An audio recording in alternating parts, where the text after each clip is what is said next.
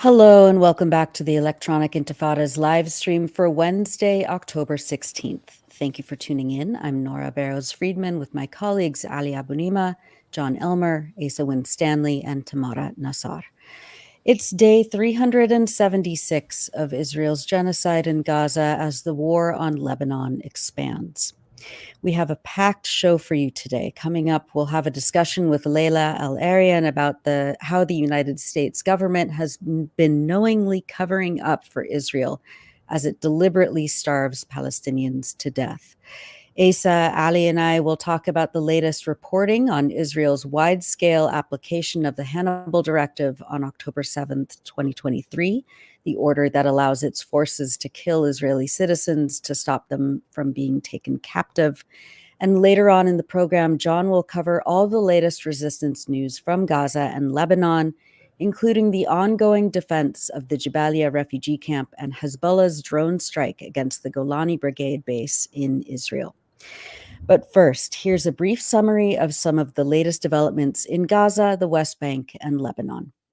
In Gaza, Israeli forces are continuing to massacre, bomb, and starve the hundreds of thousands of Palestinians in the north while carrying out horrific slaughters in the central areas. In the northern Gaza Strip, Israel has been leveling neighborhoods in Jabalia and continuing to surround and attack homes, shelters, and hospitals. According to reporters and human rights organizations, the Israeli army has been sending automated vehicles and robots laden with explosives to destroy entire buildings. Euromed Human Rights Monitor states that, quote, Israel's army has completely cut off the northern Gaza governorate from Gaza City by deploying military vehicles, placing sand barriers and the rubble of destroyed homes, in addition to fire cover from drones. Using 3 different methods, aerial bombardment, booby-trapped robots, and planting explosives in homes before blowing them up, Euromed says, the Israeli army has increased its operations to destroy homes and residential buildings in the areas of its incursion in northern Gaza. The group says that in addition to destroying and burning bakeries and destroying what remained of the water wells, Israeli forces continue to barricade northern Gaza from receiving humanitarian supplies, leaving those who survived the killings and direct bombardment at risk of starvation. The majority of residents are trapped without access to food or other necessities of life as they are unable to leave their homes or shelter centers in search of food, and especially since many of them have been forcibly evacuated multiple times, leaving behind their personal possessions and food supplies. Mohammed Hadi, the United Nations humanitarian coordinator for the occupied Palestinian territories, stated that since October 1st, quote, Israeli authorities have increasingly cut off northern Gaza from essential supplies. Erez and Erez West crossings have been kept closed, and no essentials have been allowed from the south. 3 renewed orders have been issued on October 7th, 9th, and 12th, directing people's displacement. According to Israeli media, the Israeli army is implementing a plan to ethnically cleanse northern Gaza and turn it into a closed military zone. The plan, conceived by retired Major General Giora Eiland and carried out by Prime Minister Benjamin Netanyahu, aims to push northern Gaza's residents south of the Netzarim corridor, threatening starvation and execution for those who remain. Euromed Monitor stated this week that nearly 400,000 Palestinians in the northern Gaza Strip are at risk of starvation, including approximately 200,000 who have been without food or water for nearly 2 weeks.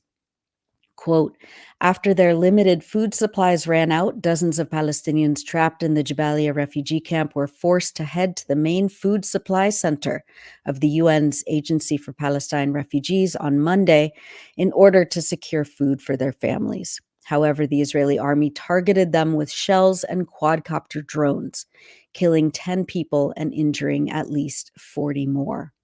Many of the victims are still lying in the streets and cannot be taken to the hospital due to the threat of further Israeli violence, they say.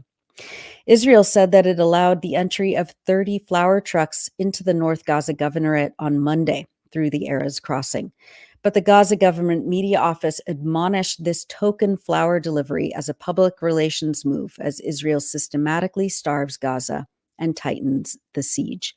Quote, what is happening in the northern Gaza Strip is actual genocide and ethnic cleansing, the media office said on Monday, and the total destruction of homes, residential neighborhoods, streets, roads, infrastructure, hospitals, schools, mosques, and all vital sectors, which comes within the framework of the American-Israeli Occupation Plan for Displacement, which is the largest and most dangerous American-Israeli occupation plan in the 21st century. Quote, we condemn the crimes of systematic killing and starvation committed by the Israeli occupation army against civilians and displaced persons and killing them in the streets of the northern governorate. And we also condemn the occupation's persistent efforts to overthrow the health system and turn the north into an area of ruin and total destruction. And we call on the international community and all countries of the world to condemn these ongoing crimes. Journalist Anas al-Sharif in northern Gaza stated, quote, the occupation army attempted to reduce international criticism by claiming to have brought in trucks loaded with flour to the northern part of the Gaza Strip. We affirm that, as of now, nothing has entered, and that the northern part of the Gaza Strip is being subjected to a systematic extermination campaign and total destruction of homes and infrastructure. The aim of this extermination war is to turn the north into an uninhabitable area and alter its demographic reality to force the residents to flee. Meanwhile, the UN's health cluster says that all three hospitals in northern Gaza, Kamal Adwan, Al-Auda, and the Indonesian hospital, are operating at minimum capacity amid dire shortages of fuel, blood units, trauma disposables, medications for patients with non-communicable diseases, and the ongoing military activities nearby. The Palestinian Ministry of Health in Gaza stated over the weekend that the dead and injured remained in the streets and under the rubble, where ambulance crews could not reach them. The ministry added that the Israeli army has prevented the entry of blood units from the southern Gaza Strip to hospitals in the north.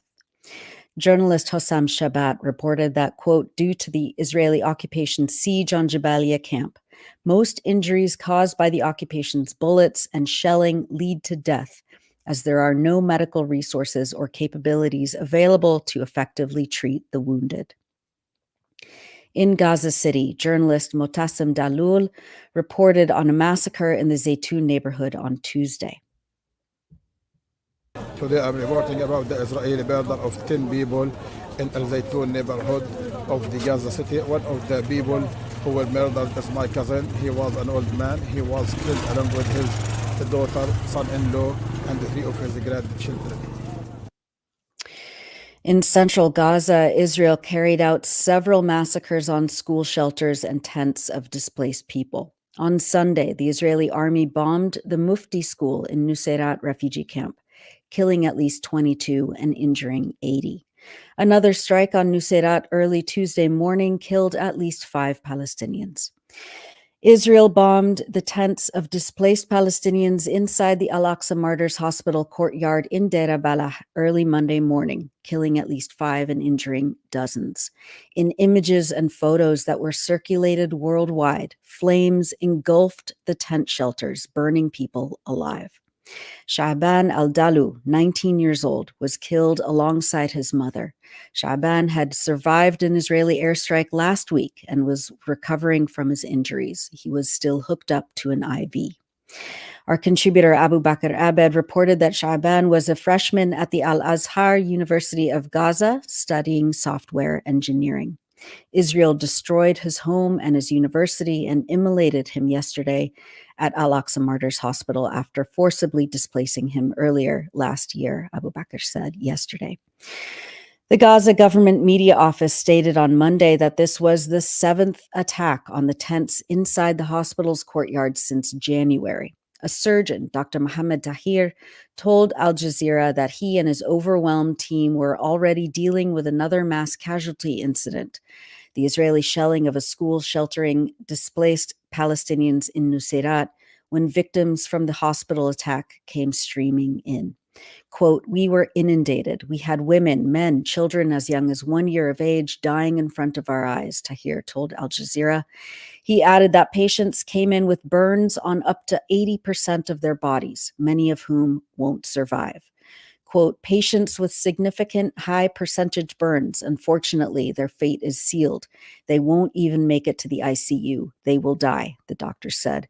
"It's a horror show here. Honestly, sometimes I feel like this is not real life, that this can go on and this degree of suffering is allowed to happen in this world." And Israel killed yet another journalist in Gaza this week, Ayman Ruwayshed, who was a photojournalist for Al-Aqsa TV, is the 177th media worker to be killed over the last 12 months of Israel's genocide in Gaza, according to the Gaza government media office. This week, we wanted to highlight excerpts of 2 features we published from writers in Northern Gaza. Malak Hijazi recounts the many times over the years when Israel dropped flyers from the sky, ordering Palestinians to leave their homes in previous wars. She writes, quote, "I can't even recall their orders clearly. They probably don't either.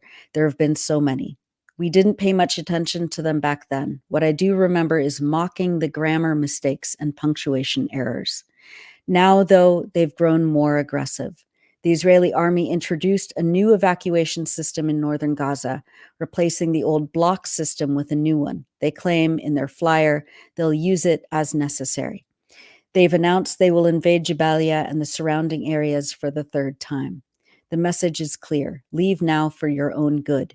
As if Palestinians across the Gaza Strip don't already live in a constant, dangerous combat zone. As if danger is something foreign to us. They want us to abandon our homes forever. They want to empty our streets and our lives, all under the pretense of protection, even though they've bombed supposed humanitarian zones countless times before. Sometimes I feel my grandparents were luckier than us. They didn't have Instagram story archives to remind them of what they lost, like the almond tree by the house or the house itself. They weren't asked, "What's your message to a world that has failed you?" They didn't see pictures of themselves while evacuating or videos of them crying over their murdered loved ones. The world watches as the skies rain down orders, and we're left to contend with the reality of uncertainty and despair. The disconnect is overwhelming. We're expected to comply with threats, our very existence reduced to numbers scattered across all of Palestine. We hold on to hope, wishing that someone, somewhere, will break through the indifference and finally see us. But as the echoes of bombs fill our days, I can't help but wonder if anyone is truly listening. That's from Malak Hijazi's feature, Orders from the Sky, on electronicintifada.net. And a writer who we're calling Mahmoud in order to conceal his identity for safety reasons writes this week that he never expected this nightmare to repeat itself. Mahmoud explains, quote, "The violent sounds of bombing on Wednesday nearly tore the windows from their frames, shaking the building intensely. Amid those fiery barrages, something massive suddenly broke through the sky, roaring with tremendous force. It was an Apache helicopter. Some powerful explosions were the result of shells fired from warships. I can differentiate these sounds from a million other sounds, as I am used to hearing them. All of this confirmed what we feared. The Israeli military was preparing for a ground invasion, just like the first time. The entire neighborhood, I live in the Nasser area of Gaza City, awoke in terror to these sounds, and tension and fear dominated the atmosphere. I attempted more than 20 times to call my aunt in Jabalia. With every failed attempt, I felt my aunt fading away, just like my dear father had before her. As reality was about to sink in, and after a complete hour, I called her one more last time, clinging to the hope of a miracle that she would somehow finally answer. And she did. She was alive, but we could barely hear each other through the intermittent connection. Her sentences were reaching me fragmented as patchy words, and I am sure mine were the same for her. I could understand from her that Israeli troops had already stormed Jabalia. Many had been killed, and people were trapped in their homes. I felt it. I knew the nightmare was crawling again to our neighborhood. That's from Mahmoud's feature, Israel Prepares to Invade and Empty the North Again, on electronicintifada.net. Turning to the occupied West Bank, Israeli forces invaded Jenin city and the Jenin refugee camp yet again this week in an 8-hour invasion on Monday in which the army killed a child and a young man and injured 4 people, according to the Wafa news agency. Defense for Children International Palestine reported that Rayyan Ibrahim Hassan al-Sayed, 14 years old, was shot twice by an Israeli soldier positioned inside a heavily armored Israeli military vehicle from a distance of about 20 meters away, around 11:40 a.m. on Monday, near the entrance of the old city of Jenin. Rayyan was allegedly throwing stones toward heavily armored Israeli military vehicles driving through the main street when one of the vehicles stopped and a soldier inside shot him once on the left side of his chest and then again in the neck, Defense for Children International Palestine added. Several young Palestinians transported Rayyan in a private car to Al-Razi Hospital in Jenin. He was immediately taken into surgery to attempt to control the bleeding in his lungs, but doctors pronounced him dead around 1:45 p.m. The Israeli army returned on Tuesday, Wafa reported, again invading the camp and Jenin city, flanked by bulldozers, surveillance drones, and undercover Israeli forces. And briefly, in Lebanon, the Middle East director of the Office of the UN High Commissioner for Refugees said that more than 1/4 of the entire country is now under Israel's forced evacuation orders. Rima Jamus Imses said that Israel issued the orders for forcible displacement on 20 villages in southern Lebanon, and that people, quote, are fleeing with almost nothing. National authorities report that 1.2 million people have been affected or uprooted by Israel's orders as airstrikes continue around the clock. Al-Manar reported on Monday that Israel bombed the northern Lebanese town of 𝐓𝐡𝐞, killing more than 20 people. Israel also raided a convoy of aid trucks near Baalbek in Bekaa, Al-Manar added. Israeli airstrikes destroyed the heart of the ancient market in the city of Nabatea on Saturday, along with hundreds of businesses and shops. According to the news publication Al-Akhbar, 8 large adjacent buildings were razed to the ground. And John will have more on the situation in Gaza, the West Bank, and Lebanon later on in the program. Finally, we wanted to bring you this video of our contributor Abu Bakr Abed in a personal video talking about his dream of being back inside a football stadium, watching and commenting on the players and the beautiful game. This is the game between Manchester City and Fulham. City are looking forward to getting the 3 points after a draw against Newcastle United last time. This is where I want to be, just a football correspondent and commentator at the same time. These are the years that I've been spending my life for, just to make sure that I'm going to be that football correspondent, that football commentator, but not thrown into an active war zone where I just continuously report on the murder of my people and also on the massive destruction of Gaza, as well as the obliteration of whole neighborhoods across the territory. This is Abu Bakr. This is where he wanted to be, always, not today or anytime, but it's just forcible and obligatory that I do my duty towards my homeland and towards my people. But always, the dream is all we want, to be inside a stadium, to be inside a cabinet and commentate on a football game, especially in games that I always love, particularly in the Premier League. And that's it for the news roundup. As always, go to electronicintifada.net for much more, especially to read our new features by our brave writers in Gaza. And you're watching the Electronic Intifada live stream. I'm Nora Barrows-Friedman with my colleague Ali Abunimah. Hi, Ali. Hi, Nora. Thank you for that roundup of an absolutely horrific week. Do we think it can't get worse? It always does. And the scenes from Deir al-Balah, from Al-Aqsa hospital, of a real Holocaust, in the true meaning of the word, which means a burnt offering, the original. That's what Israel is doing. It is burning alive the people of Gaza. And it's just, we've run out of words to express our horror, our grief, our rage, And yet here we are. Yeah, here we are. Yeah, we need an entirely new vocabulary. And we knew it was going to get worse, like it always gets worse, but this is just, yeah. Well, we know it gets worse. We know it can get worse, but we never give up. None of us, no one watching ever gives up on our hope, our belief, our desire that this will end and end now. We can never give up on that. That's right. Well, we have a special guest before we go to our already scheduled programming. We wanted to bring on Abu Bakr from Deir al-Balah. We just saw his video. Abu Bakr, hi. Are you there? Hi, how are you? Good. So good to see you.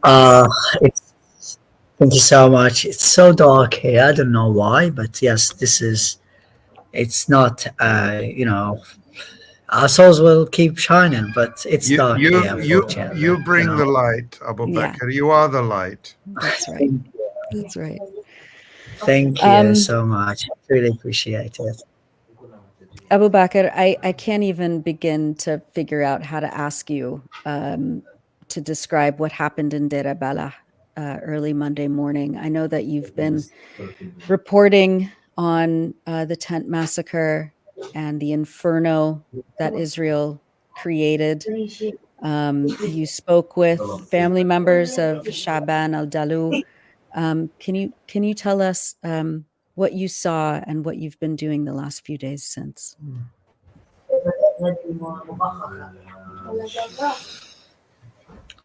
You've just said it like moments ago that we need a new set of vocabularies to describe the horror we are subjected to here in Gaza. And you're right in every word you're saying, because this last week particularly has been utterly the worst, something we never ever imagined in our lives. The attack on the school where, dozens of people were killed, more than 20, and something I reported on that on the Electronic Intifada. At the same time, then the attack on the Al-Aqsa hospital, Martyrs Hospital, came.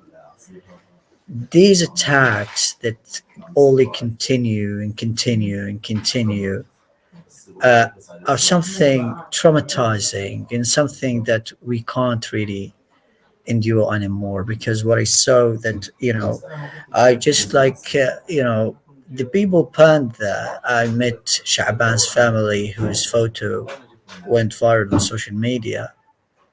His cousin is still smiling.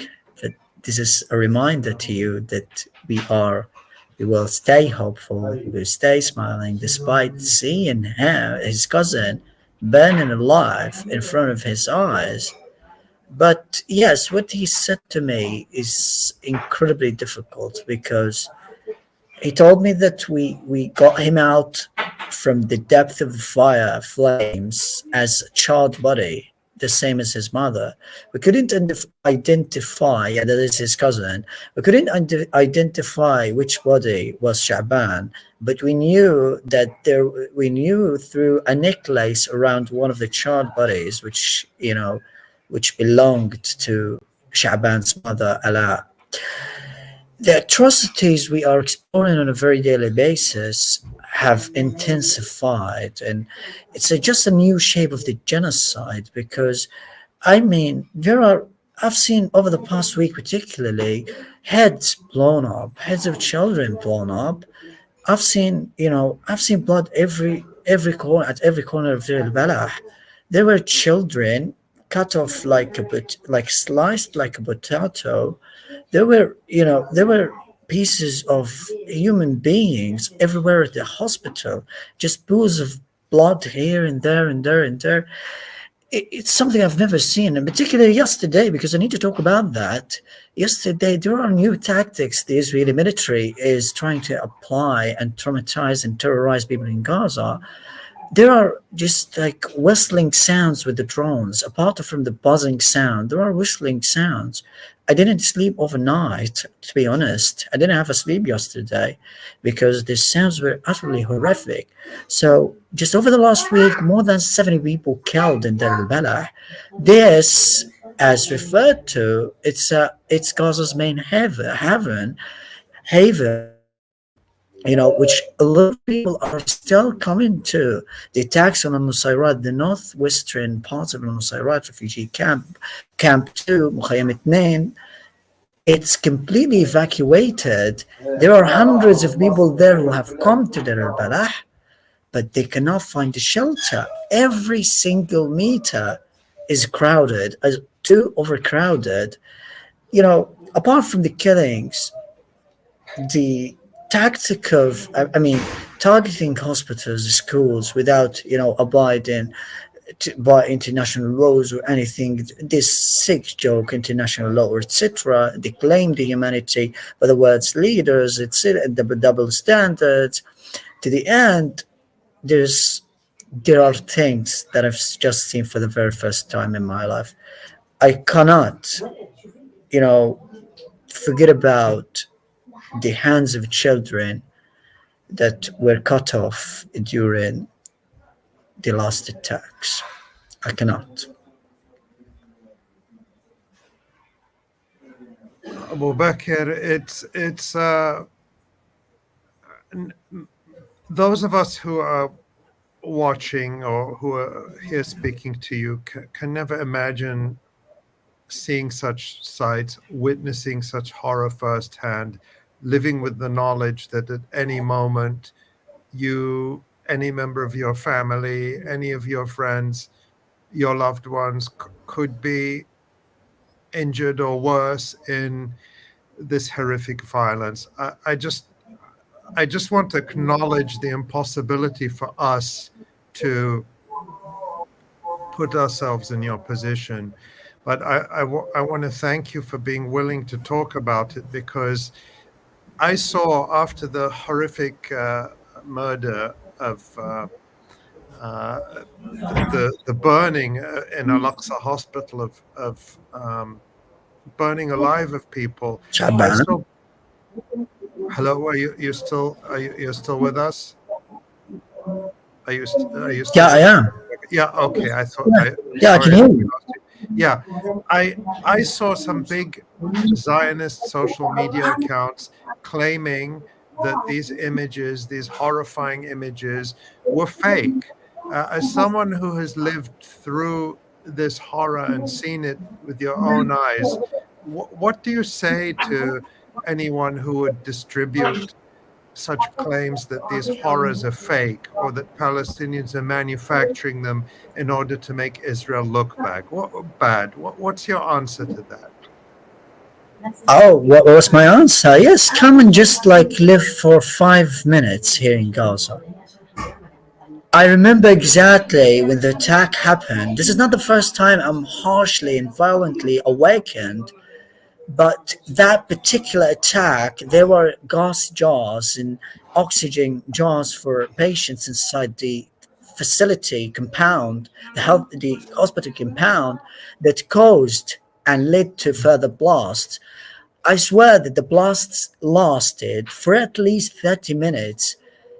If you don't want to really, believe what we have been going through during this particular day, then open just any sounds of bombings and keep it louder to the highest sound, to the loudest sound for 30 minutes, and then let me know what you feel.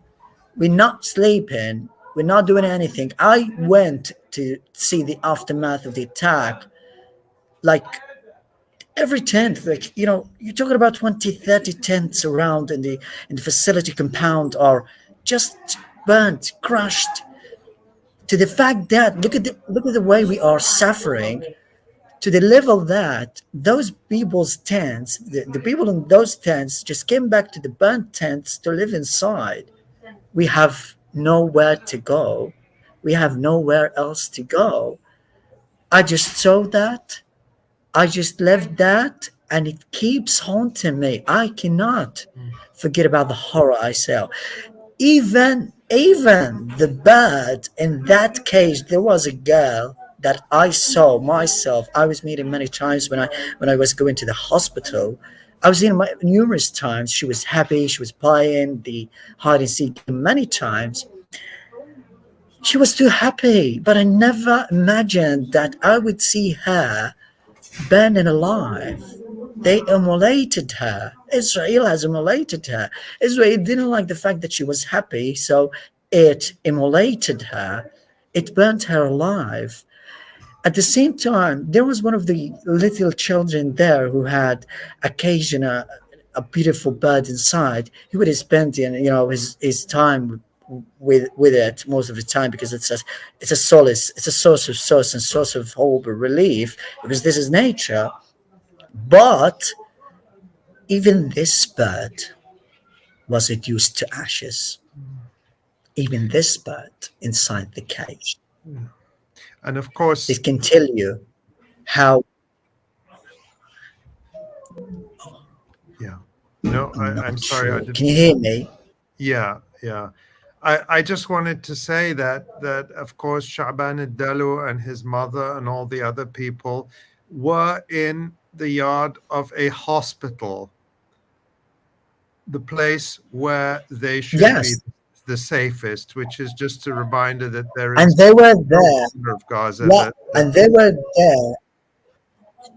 Yes, and they were there. They took shelter there from the beginning of the war. And also, just again, there was a little child who had a bird in a cage that he would spend most of his time with. Even that bird was reduced to ashes. This barbarity can tell you what Israel is about. If you don't believe this, again, I don't know what else we have to live broadcast for you, because this horror, this terror that we are that are inflicted upon us are something we've never seen before. Again, it looks like a new start of the genocide. We are just starting a new year. It's a new year with new tactics, with extermination, annihilation, and everything. People are asking themselves all the time that what else left in Gaza to destroy? What else? How many others should be killed to end this war and to make people act and move and do something, intervene and stop the genocide? Abu Bakr, you are in the central Gaza area, and we're going to be talking with our next guest more about the situation in northern Gaza, which is subject to a renewed siege and a renewed genocide, but and particularly to the deprivation of food and all humanitarian supplies. But the situation in the rest of Gaza is not a lot better. Talk about what is going on in your area in terms of markets, availability of food, availability of basic supplies, availability of water. Just describe what it's like on a day-to-day basis to try to get these necessities right now in central Gaza. Yeah, I can tell you, but let me start with myself. I'm not ashamed of that. Yeah, I feel hurt from inside, to be honest. But yes, I'm not ashamed of that. It's very emotional, I know, but I have to say it to tell your audience. But I did have only 3 meals over the past week. Okay? I did not see any sort of vegetables, any fruits. I'm sick at the moment. Yes, but I don't want to say that. And yes, I didn't see any sort of vegetables. Like every night when I go, like around my home, around the rooms, and think about, what if I were in another country? I would have all types of food, including lettuce, including, okra, including tomatoes, potatoes. I would make the best plates. But I mean, I'm so sorry, but all we eat is some loaves of bread. Yes, that's the situation right now. Look, I'm not trying to. I'm very sorry, but yes, that's what we eat daily, and we just like depend on some loaves of bread without any other things beside these plates. And yes, this is our life. This is the same situation here and there. Even aid is no longer available. It's no longer allowed to enter the strip. So we don't have even canned food right now. We just have some loaves of bread. And I do have some olives, but it's been 376 days where I wish I could make a dinner one time. But I'm not able to do so because this is what Israel and the entire world allowed Israel to happen and wanted us to live through. But it's okay. This is the same situation here, there, and for everyone around us. There's nothing in the markets. There's nothing to buy. There are no vegetables. Vegetables are probably something we haven't seen before. You know, we're deprived of everything. Yes, I mean, it's okay because the world is happy with this. The world, the starvation campaign just rolls back again. Never worry. We're used to it. We're used to it. It just rolls back again because I told you the genocide seems to have a restart, and in the most horrific shape. But yes, I'm so thin because people have been noticing that very much. I'm struggling with my immune system, but you will never see me anyway upset. I'm just smiling and I want you to smile. But this is the reality. There's nothing in the markets. A lot of people don't eat anything. And again, I wish I could be in another country and have some good food, but alhamdulillah, that's what I can say. Alhamdulillah on everything. That's our life. That's the thing I have. But alhamdulillah, that's what I can say. Alhamdulillah.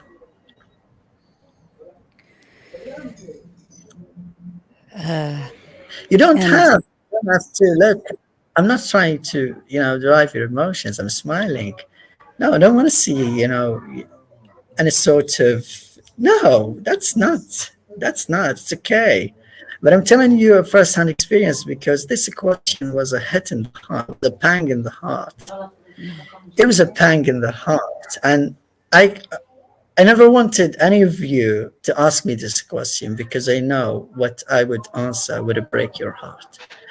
But yes, it's the same thing. Like, for example, today, we did have the same thing. We just had some loaves of bread and one, can of tuna we had like for, many days ago. But, don't be sad. It's just okay. It's just okay. Believe me. No, just okay. I'm smiling. I'm going through it. I know. Thank you so much. But no, don't be like that. No, I just want to see you smiling. This is what you promised me. And this is what I always wanted from you. Keep it up. No worries. No worries. No, Nora. No, Ali. I'm here for you. I'm here with you. I'm here smiling. We are happy to have you here with us and to see you smiling, but it's not okay, Abu Bakr. None of this is okay. None of this is normal. No one should have to live through this. As you said, it should be like in any normal country, using food as a weapon to starve people, to break. I'm sorry to cut you off, Charlie. I'm sorry to cut you off. Yeah. I'm sorry to cut you off, but let the world know that most people here, and I'm sometimes one of them, when they are hungry, they just look up some food photos on the internet. Let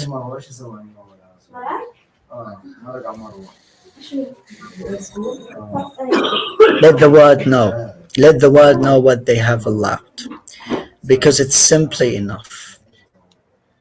There are little kids who eat from the garbage. It's so emotional. It's so hard. But let the world know that when we are hungry, we look up photos on the internet, photos of food. The photos you normally post, for those people posting photos from restaurants and everywhere around, we look at them, we look up them, because sometimes we feel we're not humans. But it's okay. Again, not gonna lose my smile. But let that haunt you for a long, very long time. Let it. Let that haunt you. Finally, I mean, I'm sorry to cause this to you, but this is the reality. I never wanted you, Dr. Ali or Nora, to ask me these questions, because I always want to tell you that I dream of having a good food, because my body is simply fragile. I'm doing my work and I can't do anything, to be honest.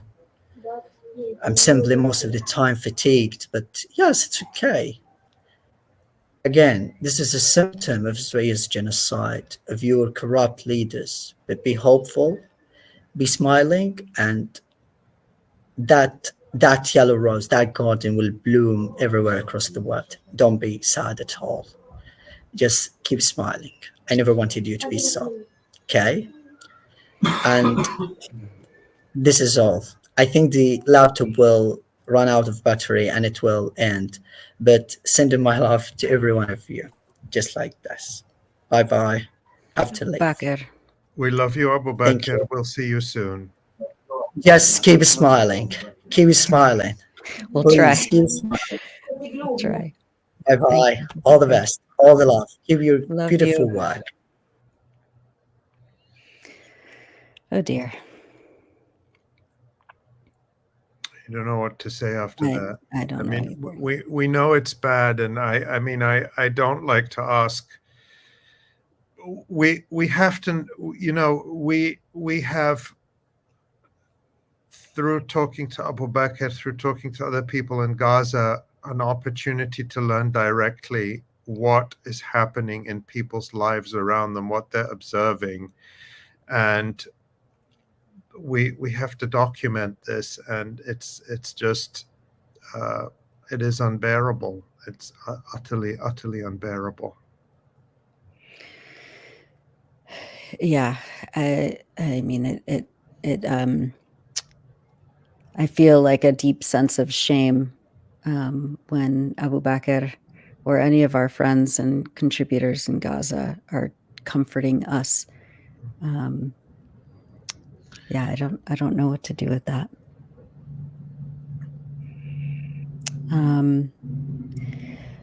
Well, we have a lot more today at our show. Ali, why don't you introduce Laila?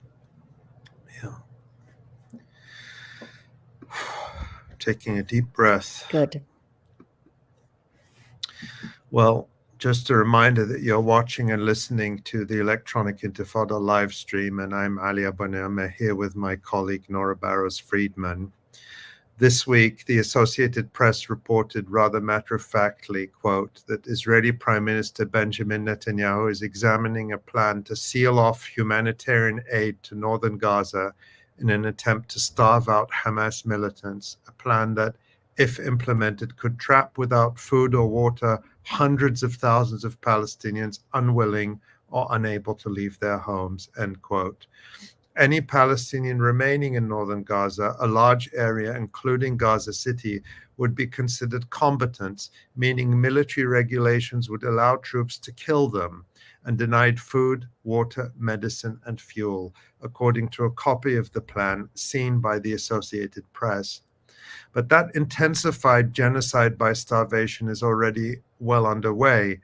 On Saturday, the United Nations World Food Programme said that no food aid has entered northern Gaza since October 1st. Quote, food distribution points as well as kitchens and bakeries in North Gaza have been forced to shut down due to airstrikes, military ground operations, and evacuation orders. The only functioning bakery in North Gaza, supported by WFP, caught fire after being hit by an explosive munition, the UN agency said. The World Food Programme says it has only been able to bring in about 4% of the food needed to sustain over 1 million people in Gaza this month. People have run out of ways to cope, food systems have collapsed, and the risk of famine is real, Antoine Renard, the WFP's country director for Palestine, said. Due to the Israeli decision to bar any humanitarian aid or goods from reaching northern Gaza for the past several weeks, more than 400,000 Palestinians in northern Wadi Gaza could be starved to death, Euromed Monitor said on Monday. About 200,000 Palestinians in the northern Gaza governorate have been without food or drinking water for 10 full days now, the human rights group added. In southern and central Gaza, the situation is also at a breaking point due to insecurity surrounding the crossing points, the World Food Programme says. There are no food distributions, and bakeries are struggling to secure wheat flour, which puts them at risk of shutting down any day.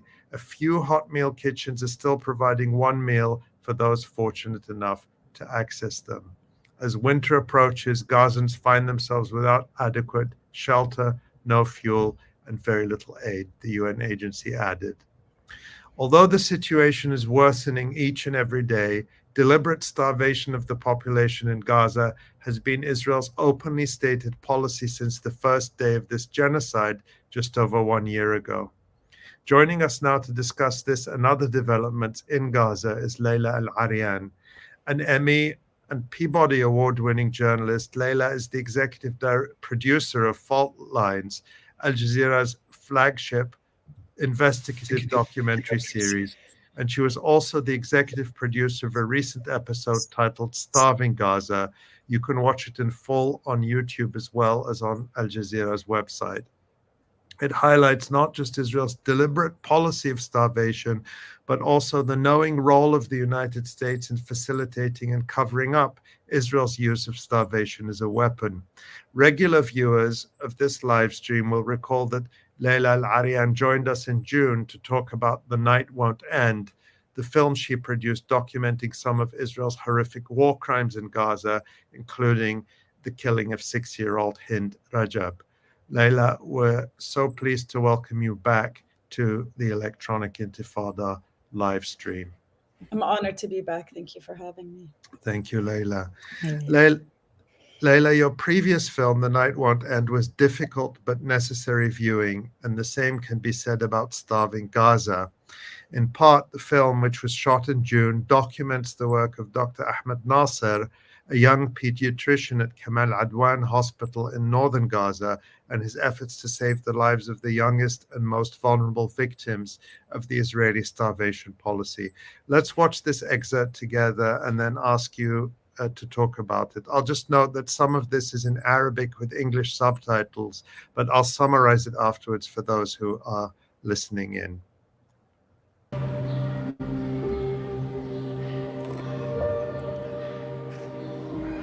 إشي صعب علينا إنه كيف فقدنا الولد بسبب جوع صعبة.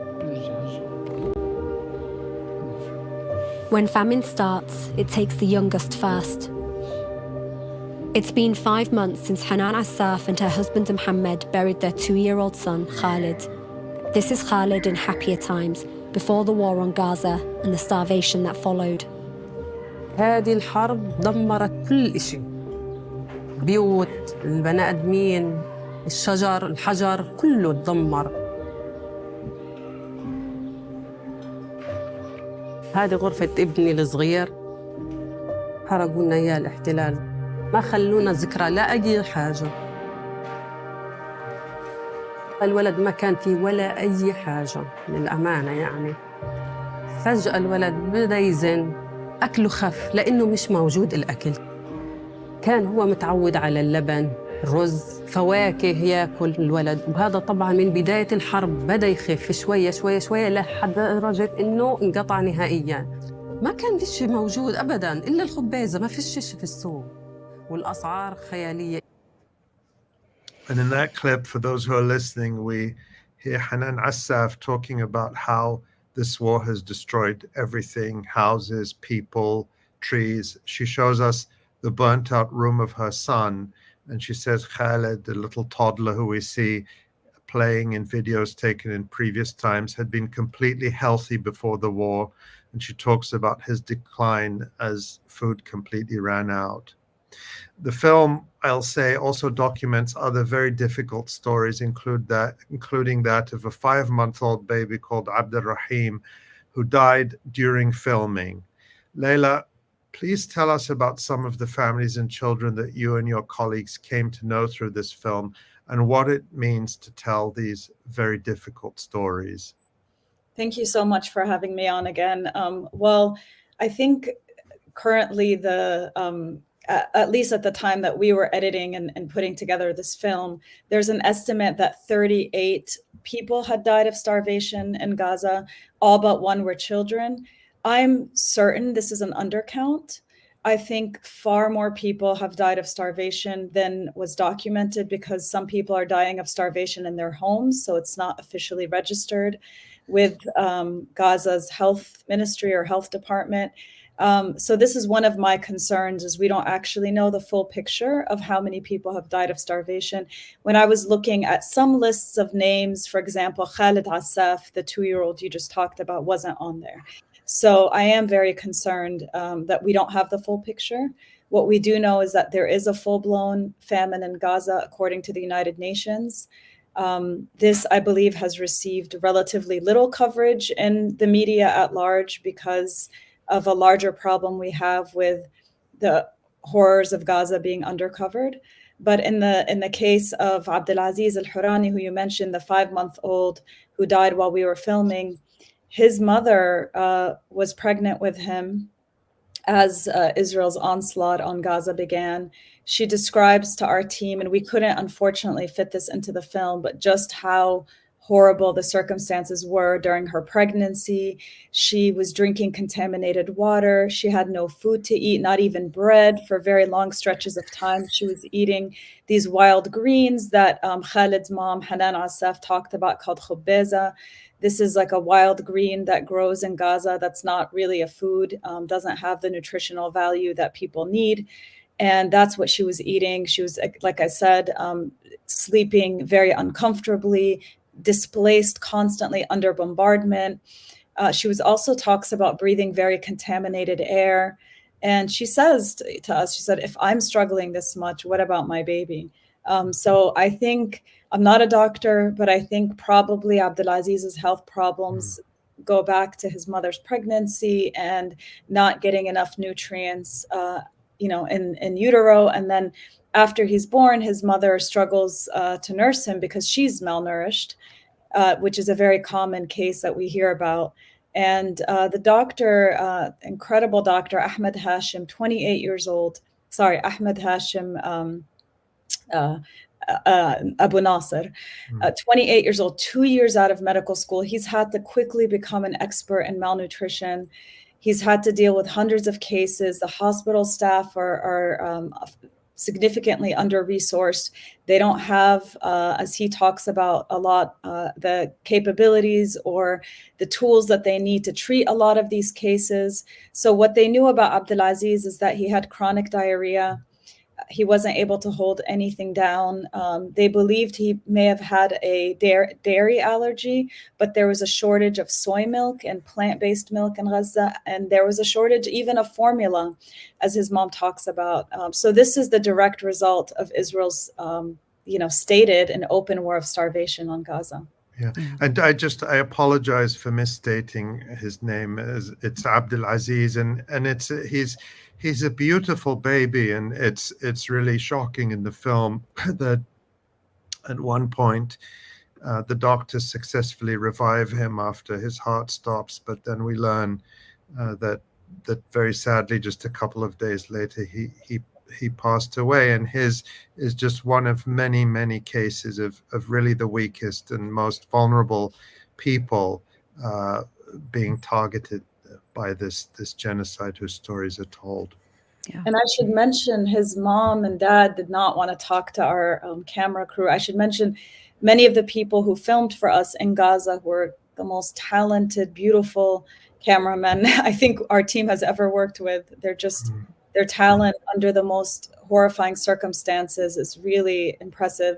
But you know, they could not get the family, and not that they pressured them or anything, but the family, understandably, Abdelaziz's parents did not want to continue filming or speak or anything after their son tragically passed away. And that's understandable. I think a lot of people in Gaza, even though I've never seen a more open people to media coverage, I think there's a sense of almost like moral duty and obligation in Palestinians to tell their stories under the most horrific circumstances. I think people are also starting to question, why should we tell our stories? Nothing is changing. The world sees our pain and our suffering, and they're continuing the starvation policy. They're continuing their horrifying onslaughts and bombardments, sniping children, all of the, you know, atrocities that we see daily. So why should we keep talking? And I can't blame them, frankly.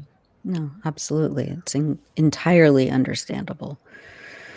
You mentioned the policies that Israel has very openly stated that it would carry out from the very, I mean, it was like October 9th, I believe, of last year, when 𝐄𝐥𝐞 𝐄𝐿 said that that Israel was going to cut off all the food, water, electricity, et cetera, et cetera. And it's followed through, obviously, by deliberately delaying and blocking humanitarian aid from entering Gaza. The film also documents Israel's systematic pattern of bombing aid distribution sites. But a key point made in Starving Gaza is that the Joe Biden, Kamala Harris administration has known that Israel is deliberately blocking food from getting in, but is actively covering it up. Let's watch another clip. This is reporter Hind Hassan talking to Stacy Gilbert, who resigned from the U.S. State Department in May over the Biden administration's role in the genocide and specifically the destruction of aid or the blocking of aid. Famine is not a foregone conclusion in a conflict. Famine happens when assistance is blocked. It is the outcome of a deliberate decision. In April, Stacy Gilbert was asked for her input on a Biden administration report on whether Israel was committing war crimes in Gaza. I was shocked to see that it said in very clear terms, it is our determination that Israel is not blocking humanitarian assistance. You had advised that that wasn't the case. Is that correct? Yes. The subject matter experts were removed, and the report was moved up to a higher level. We were told you will see the report when it is released publicly. And then the report comes out and just doesn't include what you had to say? I wasn't sure I read that correctly. I read it again, and I sent an email then that I would resign as a result of that. Do you remember what you wrote in your resignation email?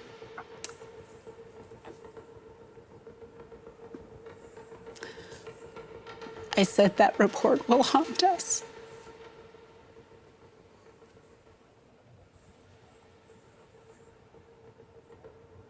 And it does, and it haunts me. Laila, tell us more about what we learned from Gilbert and what we know about the Biden administration's role in aiding and abetting the starvation of Gaza. Sure. Well, part of this goes back to what's known as the National Security Memorandum. So this was an effort by some members of Congress who were concerned about the humanitarian situation in Gaza to basically force the Biden administration to review two things: whether Israel was violating international law with U.S. weapons, and whether Israel was blocking humanitarian assistance. In the process of doing this study to figure this all out, people like Stacy Gilbert, like others, were talking to partners on the ground, humanitarian organizations, some of which the U.S. actually funds and works with directly to find out the situation. And it was unequivocal that Israel, and factual, and that Israel was blocking and continues to block humanitarian assistance. She made that recommendation. There was another memo by USAID, another agency, that also came to that conclusion. And there's actually a really interesting and informative article in ProPublica that really goes through this in great detail. And despite these facts, it was a policy decision to support Israel no matter what and to deny the facts. So, and what's really interesting is key in all of this is Jack Lew, the US ambassador to Israel, who overrode factual findings to give his opinion that Netanyahu and his government can be trusted to facilitate aid. So he seems to be a really key person in all of this. And Stacey says very clearly, this decision was made at the highest levels. It's a policy decision. They're changing the facts on the ground. And she said for herself, she wanted to be an asterisk on the report saying that the determination that Israel is not blocking humanitarian assistance is patently, demonstrably false. So she took the decision to resign because of it's a moral stance. She said, I couldn't continue anymore when I knew that this was a lie. And she had been at the State Department for 20 years before she resigned. And of course, the point she makes is that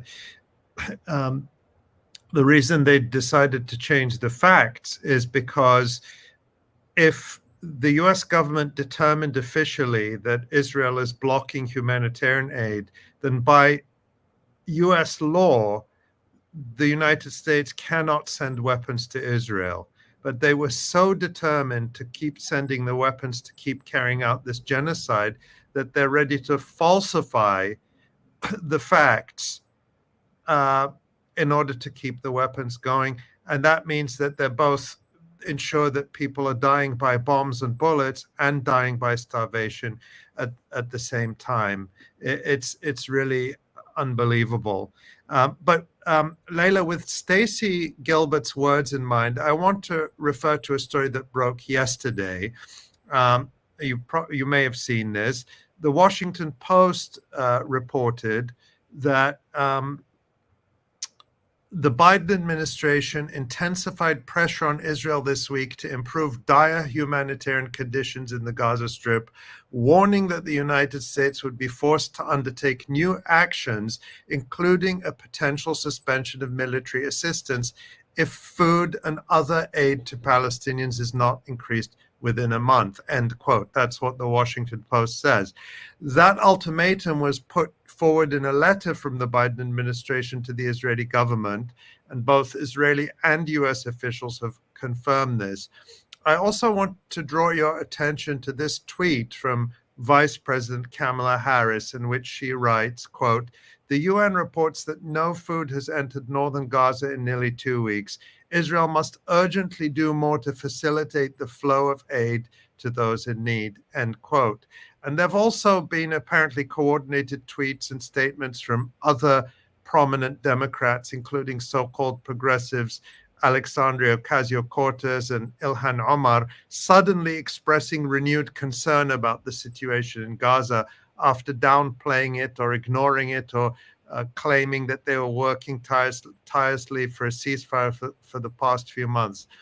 So my questions, why do Joe Biden and Kamala Harris need to give Israel another 30 days to starve people in Gaza after bombing and starving them for a whole year?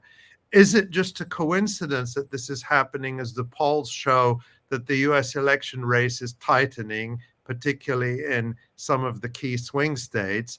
Is it a coincidence that the supposed 30-day ultimatum for Israel to act conveniently ends after Election Day in the United States?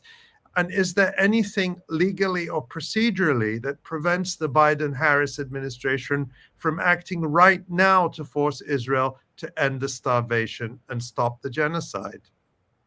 Those are all good questions. You're not the only one to raise them. I think there's a lot of skepticism now. We've heard about Rafah being the red line. Of course, that proved to be false. There clearly are no red lines when it comes to this administration in Israel. We've seen Israel pretty much act in an unfettered, uncontained way. And it's only getting worse, as Abu Bakr very eloquently and very powerfully demonstrated. This is a new phase of the genocide. the absolute horrors happening in northern Gaza just in the last week, in Jabalia camp especially. We heard just a couple of days ago the story of the Al-Sayed family, who actually have a relative here in Virginia, where I live, which a family that was in their home in Jabalia camp, attacked, many of their members killed and others injured. They called for help. Al Jazeera's journalist Anas Al-Sharif actually played that recording, posted it on social media, where they're desperately asking for help, for treatment for the injured. A doctor was sent over to help them. He too was killed. This is yet another example of Israel attacking people, rescue workers, medical workers, doctors who respond to cries basically for help and to be rescued and treated. This is just one example of many. I mean, northern Gaza, Jabalia camp, of course, this extends to all of Gaza. We also saw the horrific attack a couple of days ago on 5 children playing in the Al-Aqsa camp, the same day that 4 Israeli soldiers were killed at their military base. But of course, the media coverage covers the killing of the 4 soldiers, but not the 5 children. As teenagers, 4 Israeli teenagers killed. Right. So we see a complete media blackout of what's happening, and that actually serves to help the Biden-Harris administration when these horrors are not documented, not covered, they're buried, or there's a total blackout. I mean, I've been obsessively checking the mainstream legacy media to see if they're covering anything on what's happening in the north. And like I said, it's a complete blackout. You have to scroll and scroll and scroll if you see anything at all. Even the fire, which was like they kind of were forced to cover because it was all over social media, was very much buried. It was difficult to find news of that. So I think we see an intensification of the attacks all over Gaza, but especially in the north. And with that, we see a lack of media coverage. And yeah, just kind of following up on that, in your opinion, like why is the Biden administration, saying that Israel has 30 days to, open the crossings and let the humanitarian aid in? Why couldn't they do it now? Like, what do you think is behind this very calculated media strategy by the White House? I find it interesting that the first person to release that was Bakr Abed, who, former IDF, I think he's still a reservist, actually. IDF reservist, works for Axios, is very pro-Israel. I think I'm one of probably many Palestinians who he's blocked. I'm blocked. You're blocked. Yeah. I think if you look at his block list, it's probably 90% Palestinians. But, and it's ridiculous to block people for simply asking you to do your job and not be a stenographer for the Israeli military and government. But I do think it seems like a strategic leak. I'm always, very interested to see when he's the first to kind of break something, because that usually means it's being leaked by the Israeli military or US government or the White House. I don't know why. I think it feels like a PR move because people are dying now. This is nothing new. Stacey Gilbert and her team found that Israel was blocking humanitarian assistance back in April. It's now October. This is nothing new. People are dying now. And not only that, this famine, this starvation is going to have long-term effects. So I was speaking yesterday with Alex Smith, who resigned from USAID over Israel's starvation policy a few months ago. And he was telling me, as an expert on maternal and child health, that even if they were to resume aid tomorrow, he said, it doesn't work like that. People are going to feel the effects of starvation for the rest of their lives. These children are going to feel it for the rest of their lives. Mm-hmm. And that's what people have to understand. It's already too late. So even if you resume the aid, even if they start to have the same amount of food they had before, it's going to be a very long process. I just want to say, I mean, you said this feels like a coordinated campaign, and I believe that's what we're seeing. And I think that it started with, there was that tweet from Kamala Harris suddenly drawing attention to the hunger in northern Gaza, as if the rest of Gaza isn't in the most dire circumstances. So they tried to sort of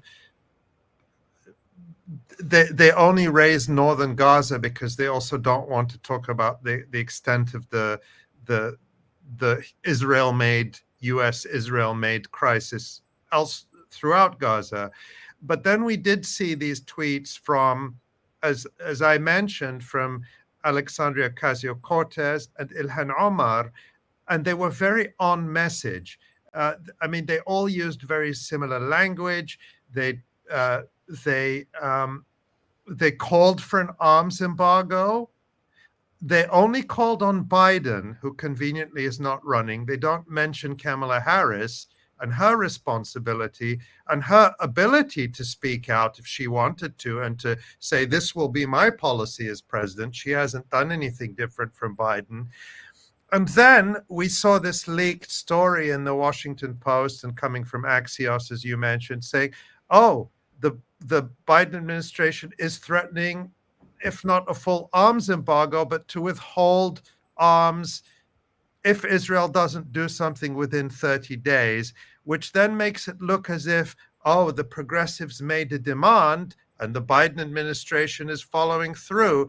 And I think this is all coordinated to try to buy people off, whether it's the gullible or those who are desperate for anything at all, to say, look, they're finally doing something. We can go to the polls and vote for them on November 5th, or people are voting now. Early voting has opened in many states. And to say, and we have to vote for them because if they're defeated, then they won't be able to follow through. I think it's very, very cynical.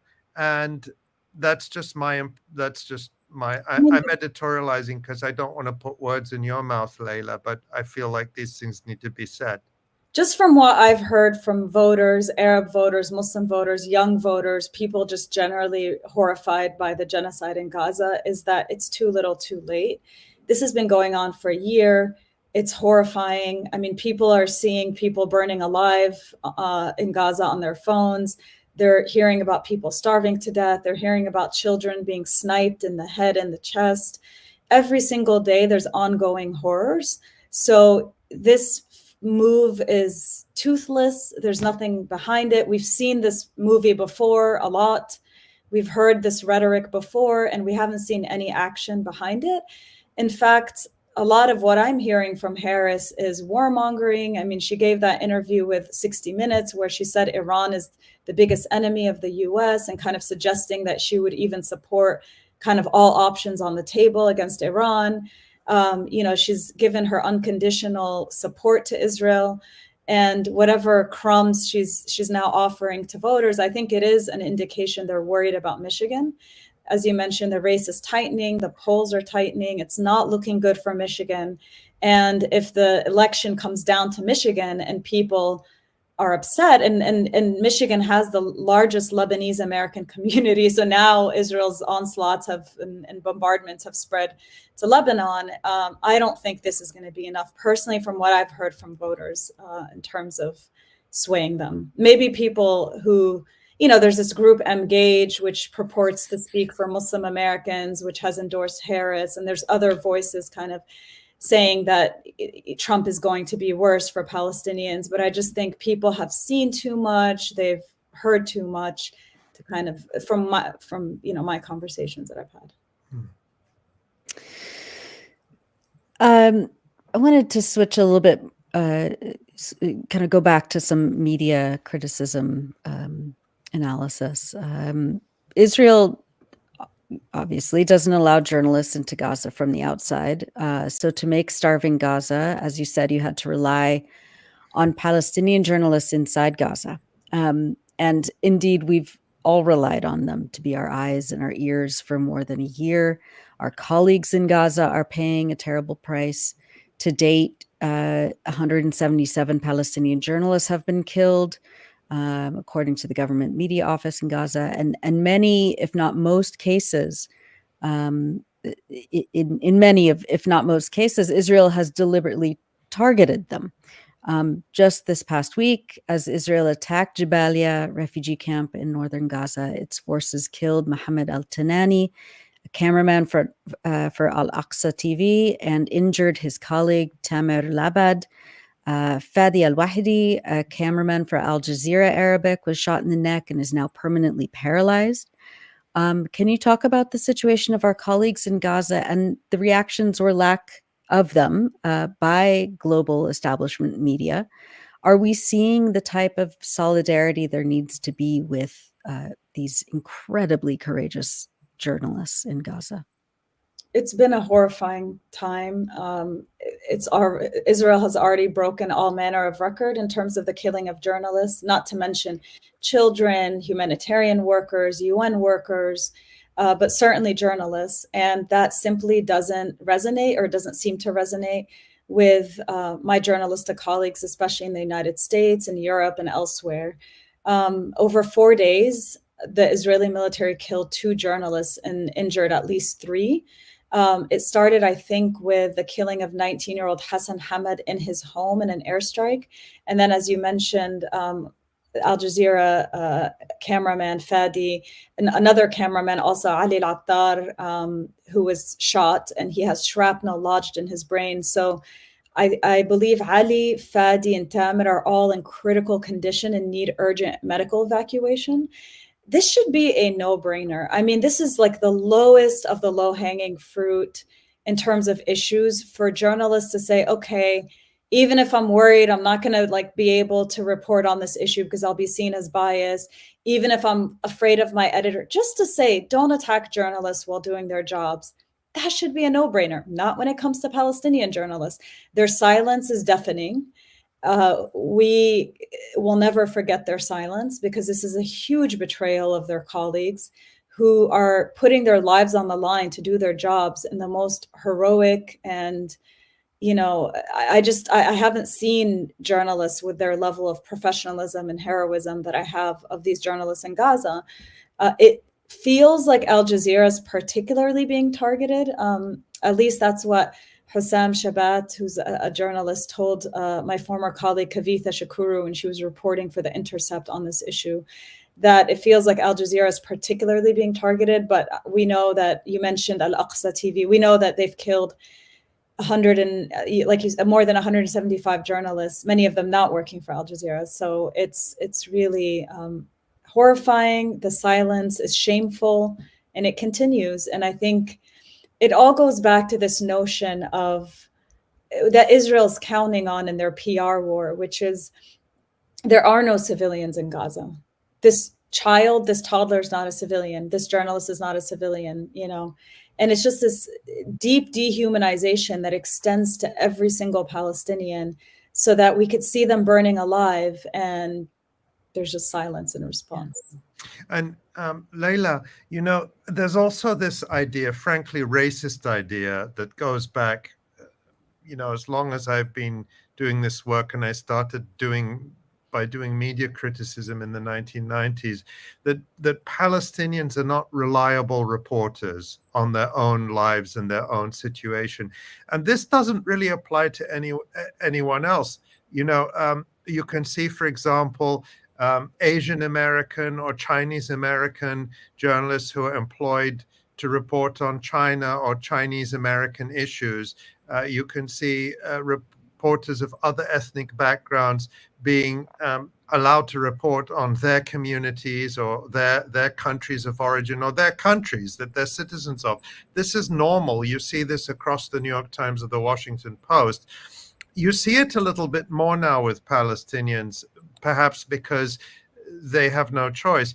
Of course, it's the norm for Israel, when it comes to the New York Times, for example. Their bureau chiefs are almost always Jewish Americans, if not Israeli Americans, at least in the case, for example, of Eitan Bronner. His son was serving, this was a few years ago, his son was serving in the Israeli army while he was reporting on the Israeli army. I mean, a massive conflict of interest. Of course, I don't associate being Jewish American necessarily with being pro-Israel. It just has been the case with New York Times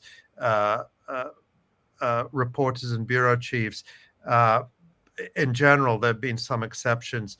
I have to cast my mind back to Deborah Sontag, a during the Second Intifada, who was a brilliant reporter. So, I don't mean to make generalizations, but of course it would be very difficult to imagine the New York Times appointing a Palestinian American or a Muslim American as its Jerusalem bureau chief. I think it would be almost impossible. This is all a long preamble to say that even in this context where Palestinians are not trusted or not considered reliable narrators of their own reality, all of these international media organizations have still relied on Palestinian so-called stringers and photographers to be the eyes and ears on the ground. So at the same time, they don't trust Palestinians, but they rely on them. And then when they're being targeted and murdered, they're not there for them. Where are the international campaigns like there are for, when an American Wall Street Journal journalist gets arrested in Russia for snooping around a military base or a weapons factory? Where even is the solidarity for the Gray Zones journalist Jeremy Lafredo, who was arrested and detained by the Israeli military and accused of something similar? Of course, I don't want to make direct comparisons of the facts, which I may not be fully in hold of. But when Evan Gershkovich of the Wall Street Journal was snooping around sensitive Russian sites, there's this huge international media campaign saying, oh, he was just doing his job reporting. And of course, the United States would never mind if a journalist from Russia Today was snooping around U.S. military bases or weapons factories. That would just be perfectly normal reporting. That's in one case. Then on the other case, we have this silence. I don't even know if there's a question there, Laila, but I'm just going to put that all to you. I can tell you this. In legacy newsrooms, you will see signs, I stand with Evan. You will see signs about Austin Tice. You won't see Shireen Abu Akleh. And you won't see the 176 journalists killed. And Shireen, let's say the 176 journalists are not U.S. citizens. We don't care about them. Shireen was a U.S. citizen, but I think we should care about everybody. But I mean, it's shameful. And I think it just simply goes back to the deep dehumanization of Palestinians. I think Aaron David Miller was very honest with the New Yorker when he was asked about whether Joe Biden feels any sympathy or empathy for Palestinians. And he said, no, I don't think he actually does. He just doesn't have that depth of concern. He doesn't have that empathy.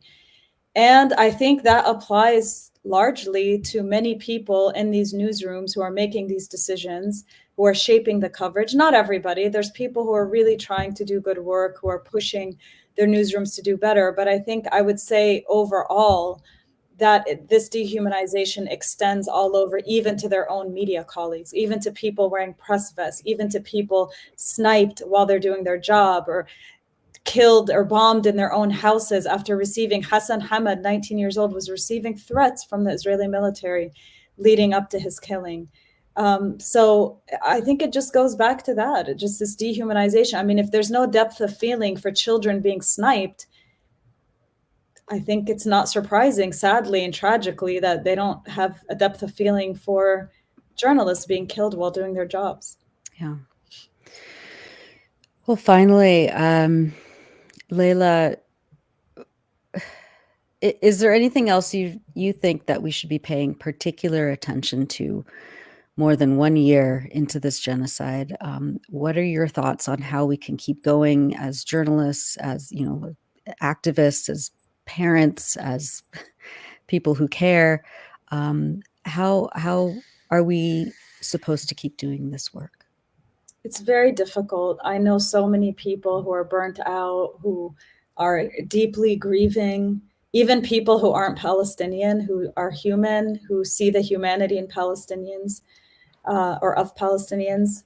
I would just say, please don't look away, even if it's difficult. And I know it's difficult. And I'm sure your audience watching this are not looking away. But please encourage others, to continue bearing witness in whichever way you can. I know it's difficult. I know it's traumatic. I know there's like secondhand trauma and all of that. But even if it's just reading articles, you know, don't only depend on the legacy media, because as I said, there's a lot of stories not being told. So please follow the Palestinian journalists on social media. Please, you know, the people of Gaza feel forgotten and they feel abandoned. And it's up to us to make sure they're not forgotten and they're not abandoned. And another thing that I think about a lot is I'm worried that we're all going to move on after all of this. And it's up to us to ensure that the world doesn't move on, that we keep these stories alive, that we keep talking about Gaza, what's happening there, the people who've been killed, that we humanize them, we tell their stories, and we just keep all of these, you know, we keep basically we document Israel's crimes that are taking place every single day. And Laila, you and your team are doing that.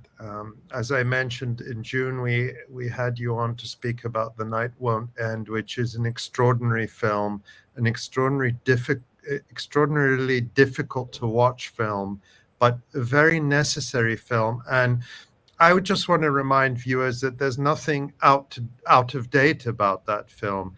That film remains a tremendously important and current document. So if you haven't seen it, look, you know, search for The Night Won't End, which is one of the episodes of Fault Lines, the Al Jazeera documentary series of which our guest Laila Al-Arian is executive producer.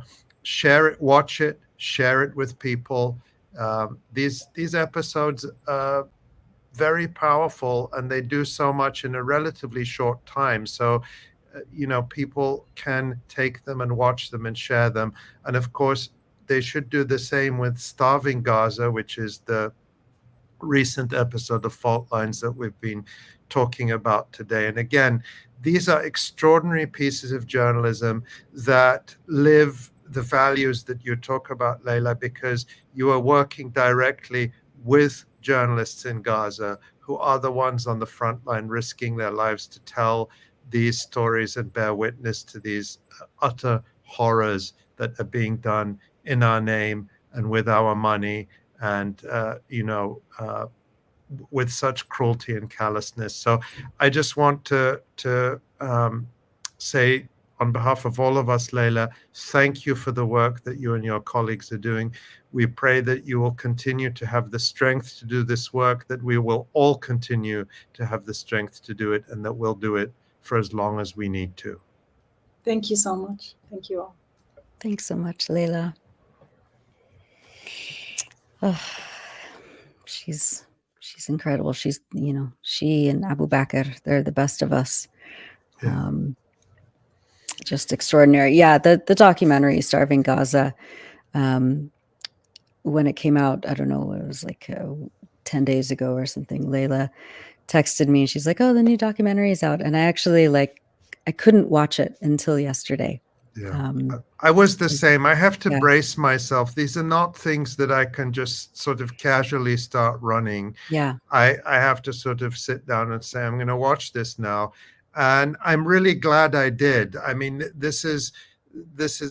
it's very difficult. We all feel so exposed to so much stuff that is traumatic even to watch, let alone live through. You know, yeah. I mean, you can't compare watching it to living through it, but I would rather see it in the context of such a beautifully made, thoughtful, respectful, ethical piece of journalism than in any other way. So I'm very grateful for that work. Yeah, absolutely.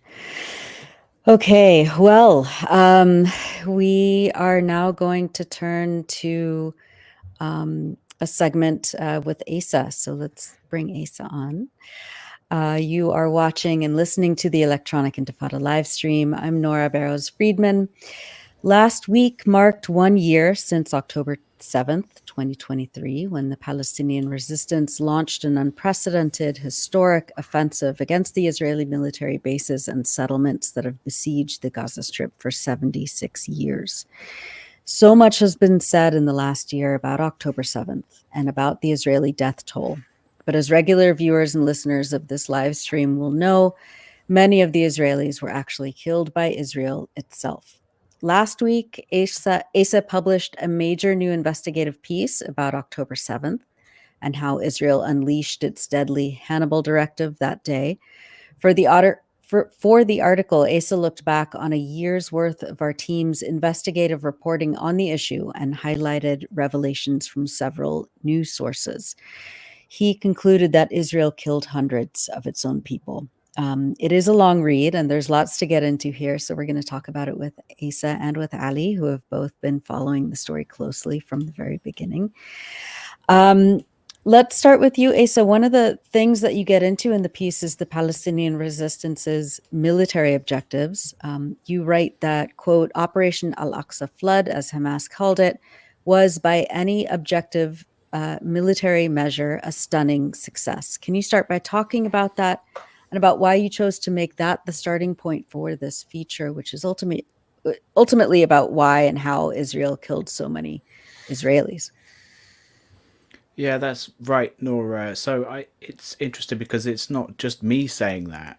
This was the assessment at the highest levels of the Israeli military itself on October 7th. And one of the main sources that I drew on in this piece was an article by the Israeli reporters Ronen Bergman and Yoav Zitun, who in January wrote this piece you can see on screen here in Hebrew only for the weekend supplement of Yediot Ahronot. It's called 7 Days, and they wrote this very long investigative piece based on their sources, which are almost entirely in the Israeli military hierarchy, the Israeli intelligence so-called community, and these are both military and intelligence reporters within the Israeli newspaper. Ronen Bergman is also a very high-profile reporter for the New York Times, and this long article was significant because it gives a almost minute-by-minute breakdown of what happened on October 7th up till the early afternoon from the point of view of the Israeli military. And it's significant to me that they haven't translated this article into English. We translated it. We got a professional translation, and we published the full translation. People can still read that. And in that article, it actually says very, very significant things. So, first of all, on the Palestinian military offensive, there's a really significant quote. It says, quote, a senior officer said a few words, the likes of which had not been heard since the Yom Kippur War of 1973. The Gaza division was overpowered. These words still give me the chills, said a person who heard them then and there. This will remain a scar burnt into our flesh forever, end of quote. So this was what was being said on the day itself in the headquarters of the Israeli military. So it was a military success from that point of view, and even from the Israeli point of view. So, you know, the Palestinian resistance had these military objectives, and this is what is really so often forgotten in the mainstream Western media's sort of push to portray the offensive on the 7th of October as this evil terrorist attack.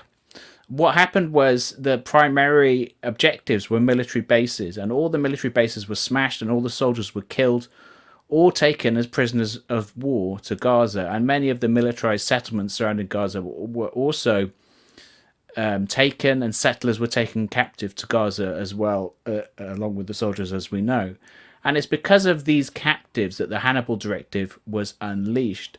And it's worth explaining again, you know, our regular viewers and listeners will know. The Hannibal Directive is what I've described as Israel's National Murder-Suicide Pact. So it's a doctrine, a military doctrine, which was established in secret in 1986, which allows the Israeli military, in the event of capture of one of its soldiers, to actually target and kill its own soldiers rather than having them captured. And the reason for that is, over the years, the Palestinian resistance and the Lebanese resistance have managed to capture soldiers and then exchange them later on in negotiations for Palestinian prisoners. And this is viewed by Israeli planners as a kind of compromise too far. I get into all the history of it in the piece, and this piece you can see here on screen as well. We get into the history and the psychology of the Hannibal Directive. But also in that 7 Days article from January, those two Israeli journalists, Ronan Bergman and 𝐓𝐡𝐞, they confirmed what we'd been seeing in video since the day itself. Quote, at midday of October 7th, the IDF, that's the Israeli military of course, instructed all its fighting units to perform the Hannibal Directive in practice, although it did so without stating that name explicitly. End of quote. There was a later piece by Haaretz's military reporter that you see on screen here, 𝐓𝐡𝐞 𝐄𝐥𝐿, and it stated in this piece from July that in fact the word Hannibal was explicitly used in orders issued by the Gaza division, the local Gaza division that besieges the Gaza Strip. And in that order, it was instructed that, quote, not a single vehicle can return to Gaza. Very significant. They shot and bombed the captives who were returning to Gaza with Palestinian fighters, of course, who had them in, who had detained them.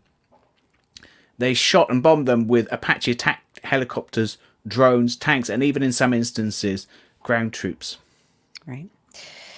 Ali, as Asa mentions in the piece, EI was the first media outlet in English to publish the eyewitness account of Yasmin Porat, one of only 2 Israeli survivors of a massacre of Israeli captives carried out by Israeli soldiers in a house in Kibbutz Be'eri, a settlement less than 5 miles from the Re'im military base, which is the headquarters of, as Asa mentioned, the Gaza division, and a primary target of the Hamas military offensive. Hamas fighters were trying to use her, Yasmin Porat, and another 14 captives as bargaining chips to help them return to Gaza unharmed.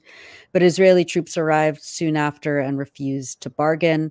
Let's watch a short clip of what she said on Israeli radio soon after. כוחותינו ירו בהם כשניסו לחסל את החוטפים, את החמאס. הם חיסלו את כולם, כולל הבני ערובה, כי היה שם חילופי ירי מאוד מאוד קשים.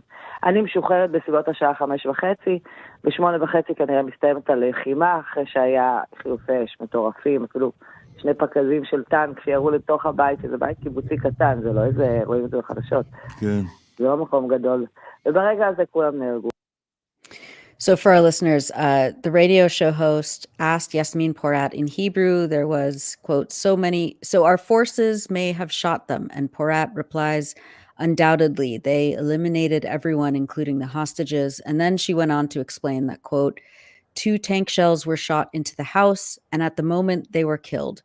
There was quiet. Ali, you and journalist David Sheen published that article on the Electronic Intifada only 9 days after October 7th, 2023. What have we learned since then about that specific incident?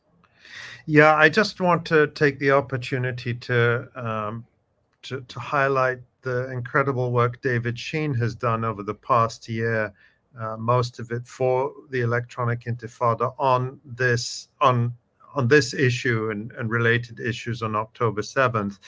And he and I worked on several articles together, including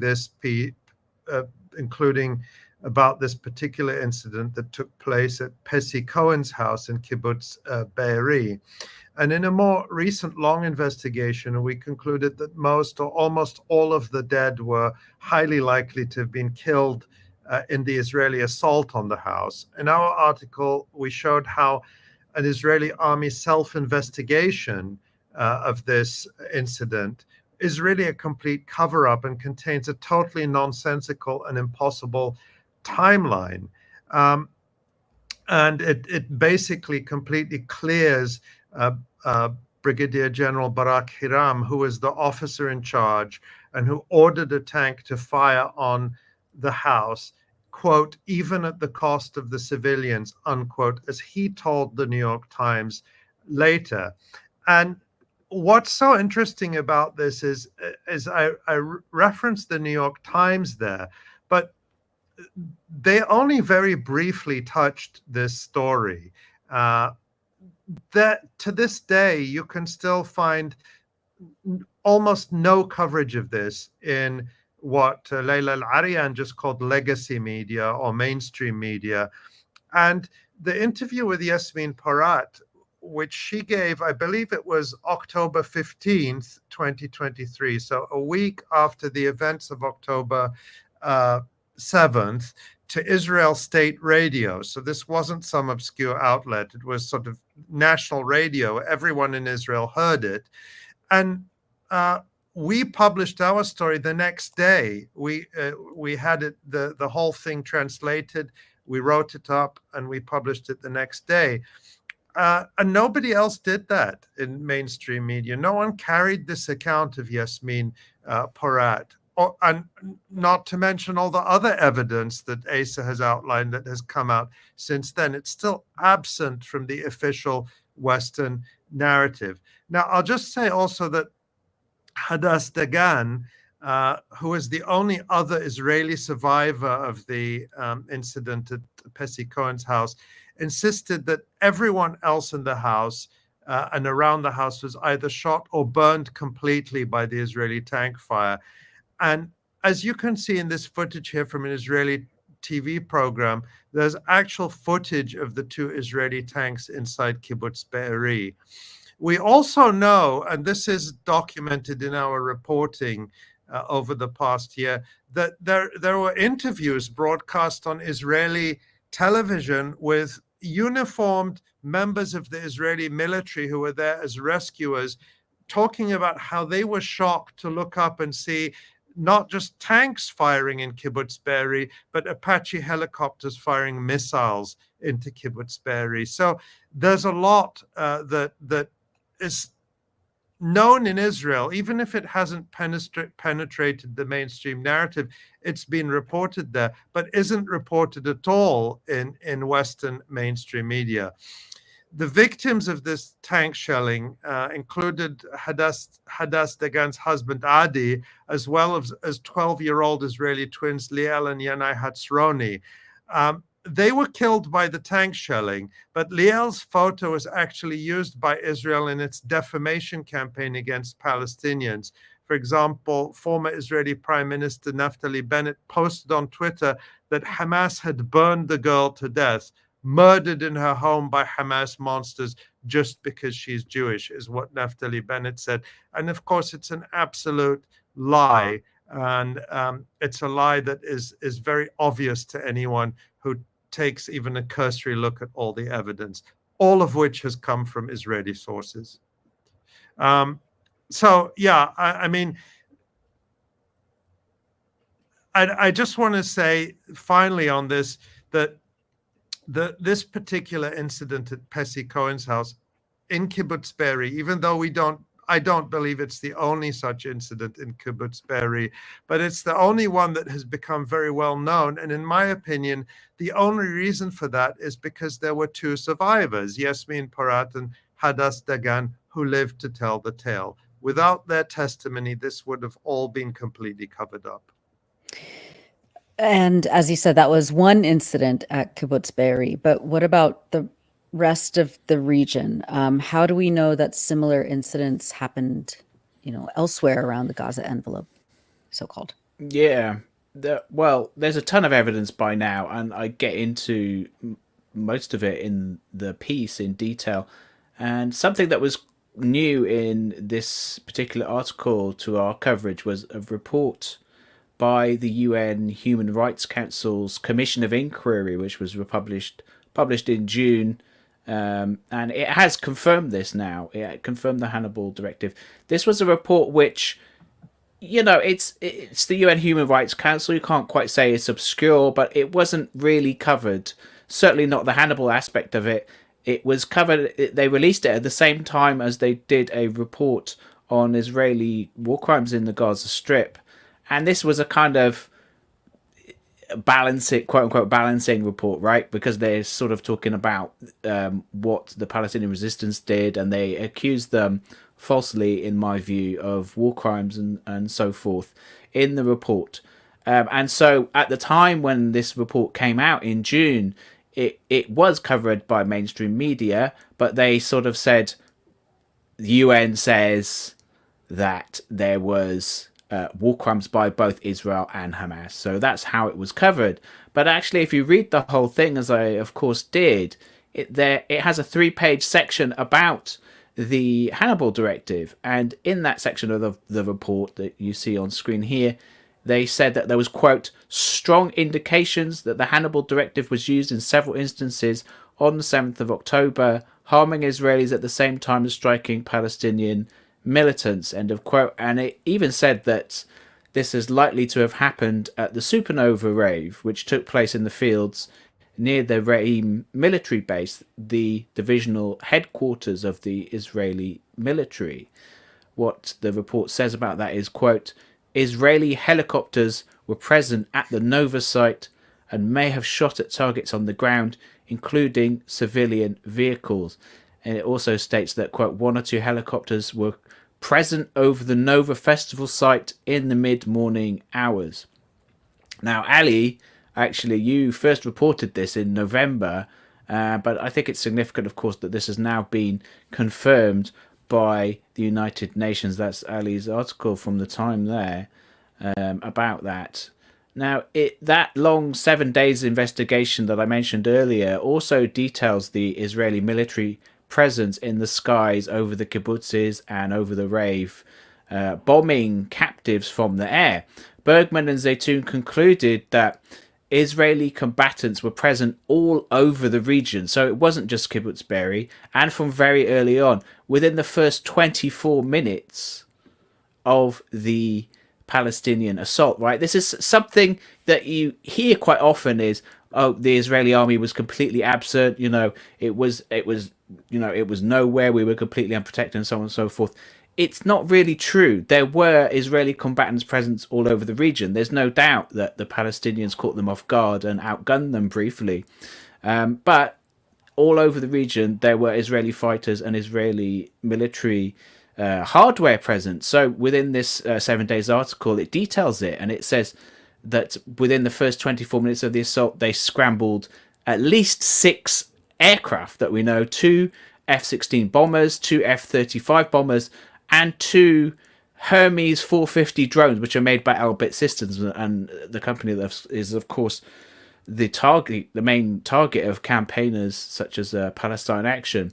And there were also 2 more aircraft, Apache attack helicopters, who arrived at Kibbutz Be'eri within the hour. And the UN report says that it, quote, confirmed that at least 8 Apache helicopters were dispatched to the area around the Gaza border on the 7th of October, and that some 23 tanks were stationed throughout the whole border area with Gaza. Again, this is something we've been reporting from very early on. Ali, you did several reports at the time about the helicopter, again, based on translations of the Hebrew media, about the attack helicopters that were scrambled very early on. So it's all coming out again now. Yeah. And Ali, there's cockpit footage of some of these shootings, right? As we saw that. Yeah, and in fact, it's footage that has largely been released by Israel, probably all of it. I don't know who else would have had access to footage from Israeli attack helicopters, but they described it as showing them fighting, quote, Hamas terrorists. And as Asa pointed out, I wrote about some of it back in November in the article that you see there. And all the footage of these cockpit videos has been age restricted by YouTube, meaning that you need to be logged into an account and affirm that you're over 18 in order to view it. And it's effectively a form of censorship. So we're not going to show any of those videos now because we don't want, to this video to be censored in any way. Probably the easiest way to watch a lot of the footage is in the film made by Al Jazeera's investigative unit in March called October 7th.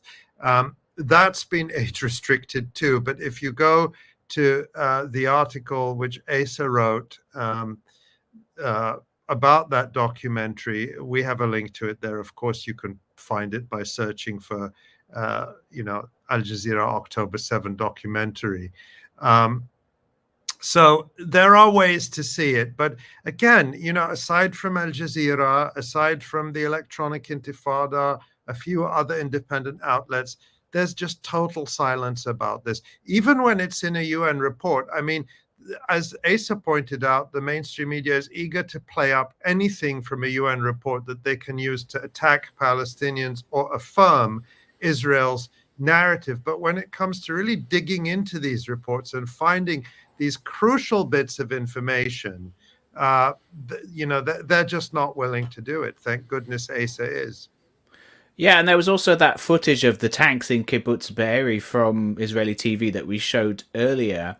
And the UN report alludes to several similar incidents which took place all over the south, including this one that you can see on screen now from Holit. There was an incident where an all-female tank crew attacked at least one house in the settlement of Holit in the south. And you can see on screen here, she's describing crashing the armored vehicle into the gate of the community, being asked immediately to fire on a house. She says, and asking, is there civilians there? The soldier says, we don't know if there's civilians there, just fire. She then says she didn't fire, but then immediately contradicts herself and says she fired at another house. So the UN report details a lot of this, and the tank crew, there was another incident that mentioned in the UN report where it says that another tank crew attacked Israelis and their Palestinian captors on their way to Gaza from Nir Oz, another nearby settlement. And this tank crew, the UN report states, quote, noticed hundreds of people crossing into Israel and back to Gaza, and they shot at them, including at vehicles laden with people, some of whom may have been hostages. And it even quotes one of the tank crew members in this report, and it says that this person, quote, knowingly applied the Hannibal Directive that day, and the person justified killing other Israelis in the following terms, quote, I decided that this is the right decision. I prefer stopping the abduction so they won't be taken. That's the Hannibal Directive in a nutshell. Yeah. And it's obvious, even from a lot of the videos that were coming out on that day itself, that Hamas could not have been responsible for that level of destruction. There were, it looks like hundreds of cars burnt and flattened. There were houses flattened in some of those kibbutzes. I mean, the level of destruction was immense. Yeah, and look, we've all been covering the recurring Israeli campaigns of destruction and genocide on the Gaza Strip for many, many years. And these scenes of destruction that we saw in the kibbutzes almost look like it could have been Gaza, not to the same extent, but there, it's very obvious when a car has been flattened like that, or a house has been flattened like that. It hasn't been done by an AK-47 or even an RPG, right? Which we know the Palestinian resistance has. And those wrecked cars that you mentioned, according to Israeli occupation authorities, there were more than 1,000 of these cars destroyed on October 7th. And the Israelis later gathered all these cars and they piled them up in a junkyard near the settlement of Tekuma, in a sort of strange tourist attraction, which they call the car ceremony. And I found all these pro-Israel videos of the junkyard. And Tamara, thank you, she's just playing this video. And you can see here this van that he's describing. What he's saying about the vehicle here is that the ashes of 18 people were found inside it. And if you look at the extensive damage at the back there, it doesn't seem, the frame is completely twisted, the car's completely burned. It doesn't look like it's been destroyed to me by a rocket-propelled grenade, which we know that the Palestinian resistance has. The damage is far too extensive, in my view, for that. And if we look at the second vehicle, which we're going to see presently, and it's just the sheer volume, isn't it, Ace? Right. I mean, even absolutely, if your rocket-propelled grenades, I mean, how many would they have had to do this kind of damage? Right, and look at this second car. There's no way that was done by an RPG, right? It's completely destroyed and flattened. The third car, okay, you could argue there's bullet holes in it. That could have been carried out by a Palestinian fighter. But just look at behind this wall of cars. There's an actual wall of cars which had just been completely destroyed and crushed. You know, it's very clear they bear all the hallmarks of being destroyed by Israeli airstrikes. You know, it's there's no way that they were all destroyed by Palestinian fighters. There's just too much clear evidence of the Hannibal Directive being used. Yeah. And the same goes, of course, Asa mentioned this, but I just want to emphasize, when you look at the pictures of the houses in, for example, kibbutz Be'eri, just whole streets of houses completely flattened. Again, that's not something you can do with AK-47s or rocket-propelled grenades. No. Well, a year later, why is it still important to talk about this? You know, there are people who say that Israel has killed so many people since October 7th, 2023, that what happened on that day doesn't really matter. There's nothing that Hamas could have done that could ever justify Israel's crimes, you know, obviously. But why is it important? Yeah, I do sometimes get people saying, oh, well, you know, why are you dwelling on this? Because, I mean, no matter what happened on October 7th, Palestinians were justified to carry out this act of resistance. And of course, nothing that happened that day could possibly justify what Israel is doing. And I just want to be clear that, you know, I personally don't pay attention to this because I think somehow you know, that there need to be excuses for the Palestinian resistance. It's not my job to do that or not do that. I'm interested in the truth. I mean, this is a Nakba. We talk about this as a Nakba, a catastrophe, as bad or even worse than what happened in 1948. It's certainly, in terms of the scale of the brutality, it's certainly as bad, if not worse, than 1948. And we're still talking about 1948. We're still unpicking Israel's lies and establishing the incontrovertible truth of what happened in 1948. And I think it's just as important to do this for October 7th, because the fake narrative is the one which will enter the history books if we don't challenge it at every level with the truth. You know, the mainstream media, the New York Times and those types, like to say that journalism is the first draft of history. Well, can you trust the first draft of history to the New York Times or to Jeffrey Gettleman, who fabricated that whole saga about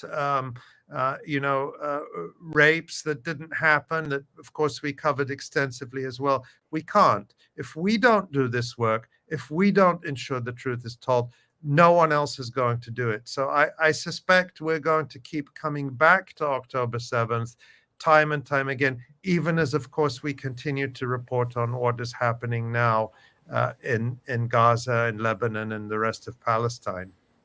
Yeah. Well, thank you, Ali and Asa. Asa, tell us the name of your article once more so people can find it on the Electronic Intifada. It's called How Israel Killed Hundreds of Its Own People on 7 October. Great. Okay. Excellent. And people can find that on electronicintifada.net. Thank you so much, Asa. Thanks, Ali. Let's bring John on. John, there you are. Hi, guys. Hi. Great show. Devastating show. Yeah. Yes. And while airstrikes continue around the clock all over Lebanon now, not just in the south in Beirut, but also northern Lebanon, as airstrikes and sniper attacks and remote controlled explosive vehicles in Jabalia, just unbelievable scenes that we're seeing across Palestine and in Lebanon. There is, of course, resistance to these attacks and to these, Israeli military installations. So, tell us what we're going to be seeing in your segment. Yeah, it's a big week in resistance. The battle in the Jabalia refugee camp, the third battle in the Jabalia refugee camp, and the war in Lebanon is expanding. And Hezbollah is striking deeper into Israel, hitting key bases, key psychological blow. And Israel's killing civilians. So that's how Israel responds to these military defeats, tactical defeats that I've been reporting on for 376 days now. And we'll do it again today. Well, thanks. Take it away. Okay. So as ever, we're going to start in the south because last week I told you that the main force that was in Rafah, the 162nd Division, is the division that moved up north to Jabalia. They left one brigade behind in Rafah to patrol the corridor, the Philadelphia corridor on the border with Egypt. And they are also working along the buffer zone.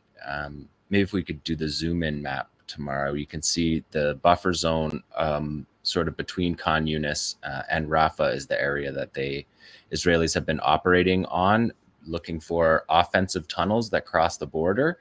And so our first operation is going to show that there was more than 10 operations in Rafah this week alone. So Rafah didn't get the memo that the Israeli military was recentering the battle, and the Rafah brigade continued the battle in the south, which is something that we're going to see. It's a theme we're going to see today. The fighters stay in their positions. The Rafah brigade doesn't leave Rafah when the Israeli military leaves Rafah, just like the Jabalia brigade doesn't leave Jabalia.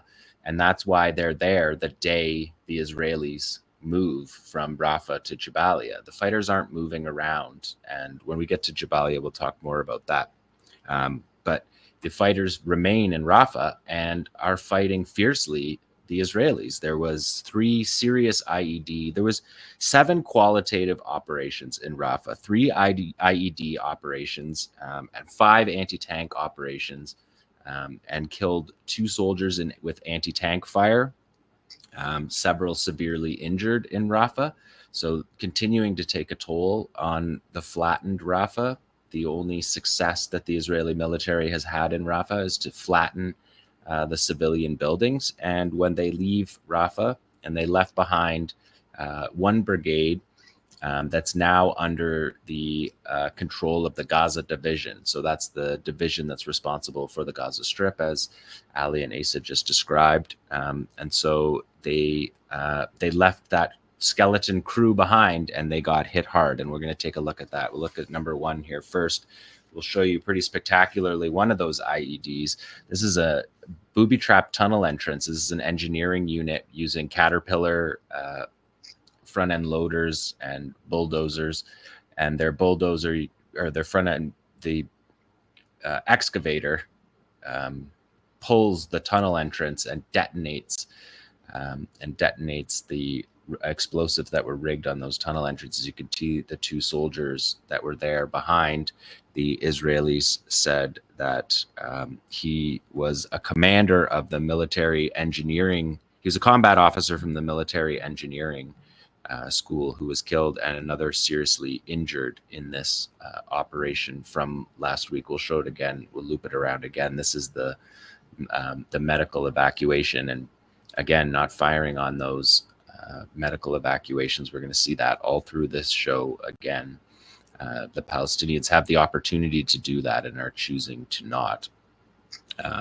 So that's Caterpillar gear there. You can see the armored excavator, the armored bulldozer, wheeled bulldozer, not a D9. That's a wheeled bulldozer that you see in the back there. Peoria, Illinois on the BDS list. There's going to be a few BDS list targets in this resistance report. And it's just, I think, important to keep showing this resistance. The resistance of the civilians that Abu Bakr showed so eloquently and devastatingly today, the courage that the civilians are fighting as well matches the fighters who, as they say, fight in the same trench as their people. And so this is an operation along the buffer zone. So this is you could say this is south of Khan Yunis, north of Rafah. It's in sort of the no man's land between that area. And just a qualitative operation. You could see it. They've got it on camera. No one can tell you because of the media ops embedded within the Qassam brigades and Sarai al-Quds primarily. Nobody can say that these operations didn't happen, and the Israeli military has to claim their casualties after operations like this, although they don't always, that they did in this case after this operation and a couple other operations that I'm going to show over the course of this show. And look at number 2 is also a qualitative operation. 12 months into the 13th month of this battle, and we're seeing Zawari drones here still being used. These were used on October 7th. I've done a couple pieces on them over the course of the last year. You can see there, they've got a 3D printed casing there for the camera that they've set up on it. So they're going to turn this drone into a first-person view, an FPV. So it's going to take us along for the ride. Here we're seeing a recon position with 4 soldiers and 2 jeeps. And those guys up there on the top, they're the soldiers in a window version of how to handle a recon position, where you just stand up on your man-made mound so that everybody can see you're there. And they get target acquisition from this rocket-assisted. You can see it's launched there. It's a rocket-assisted launch. And then Qassam has a number of cameras that follow. They got this one from the side. They're going to have one here where it flies over top. So they've got multiple camera angles of this. It's a pretty remarkable operation. And then here you see the tracking device. If you look below the crosshairs in the middle, when the soldiers appear over the hill, they've come down over the hill after indicating that they were on the hill. You're going to see the target acquisition crosshairs go. Maybe we can show that again, but you can you see it cuts out just before it lands. We don't get the result of it, but this is a 20 kilo explosive laden drone, and you can see the impact of the explosion sending smoke up higher than that mound that we can see from the other angle. Is a pretty massive mound. So we didn't get, it's difficult to match the exact casualties up all the time. Israel delays the release of these casualties and makes it difficult to do exact cross references of it. It did look a little bit like it was going to miss hitting directly. The video cuts out, but the shrapnel from the explosion, if you're just in the area of that going off, here you can see him setting the camera in a 3D casing, which is interesting. It's possible that this drone was assembled during the battle. We don't have confirmation. There's the soldiers in a window. You just stand up at the top of your berm so that every person in the Gaza Strip can see that you're there, and they pay the price for it. These guys pay the price for the stupidity. Tactical obliviousness, I guess. I don't know if that's a term. Tactical obliviousness. They've been doing it all throughout the war. And so these were used on October 7th. I've talked about that in previous shows. Part of the blinding and breaching operation had diversionary fire, and they fired more than 36 of these Zawari drones. They're named after Mohammed Zawari. He was the Tunisian founder of the drone program. He was assassinated by Israel, by Mossad in Tunisia in 2016, and there's a monument to the drones that he built and to him in Rafah. So this is the Rafah brigade hitting the Israeli military with a Zawari drone in the town that Zawari's monument is in and where his family was from. So just rich symbolism of that attack, and just another qualitative attack after people believed that all eyes were going to move to Jabalia. The Rafah brigades said, hold on a sec, we have a couple more operations. So I wanted to bring you that one. Number 3 is Sarai al-Quds released a mixtape, sniper mixtape here. And on the back wall, you see there, It's a Ziad Nakala quote.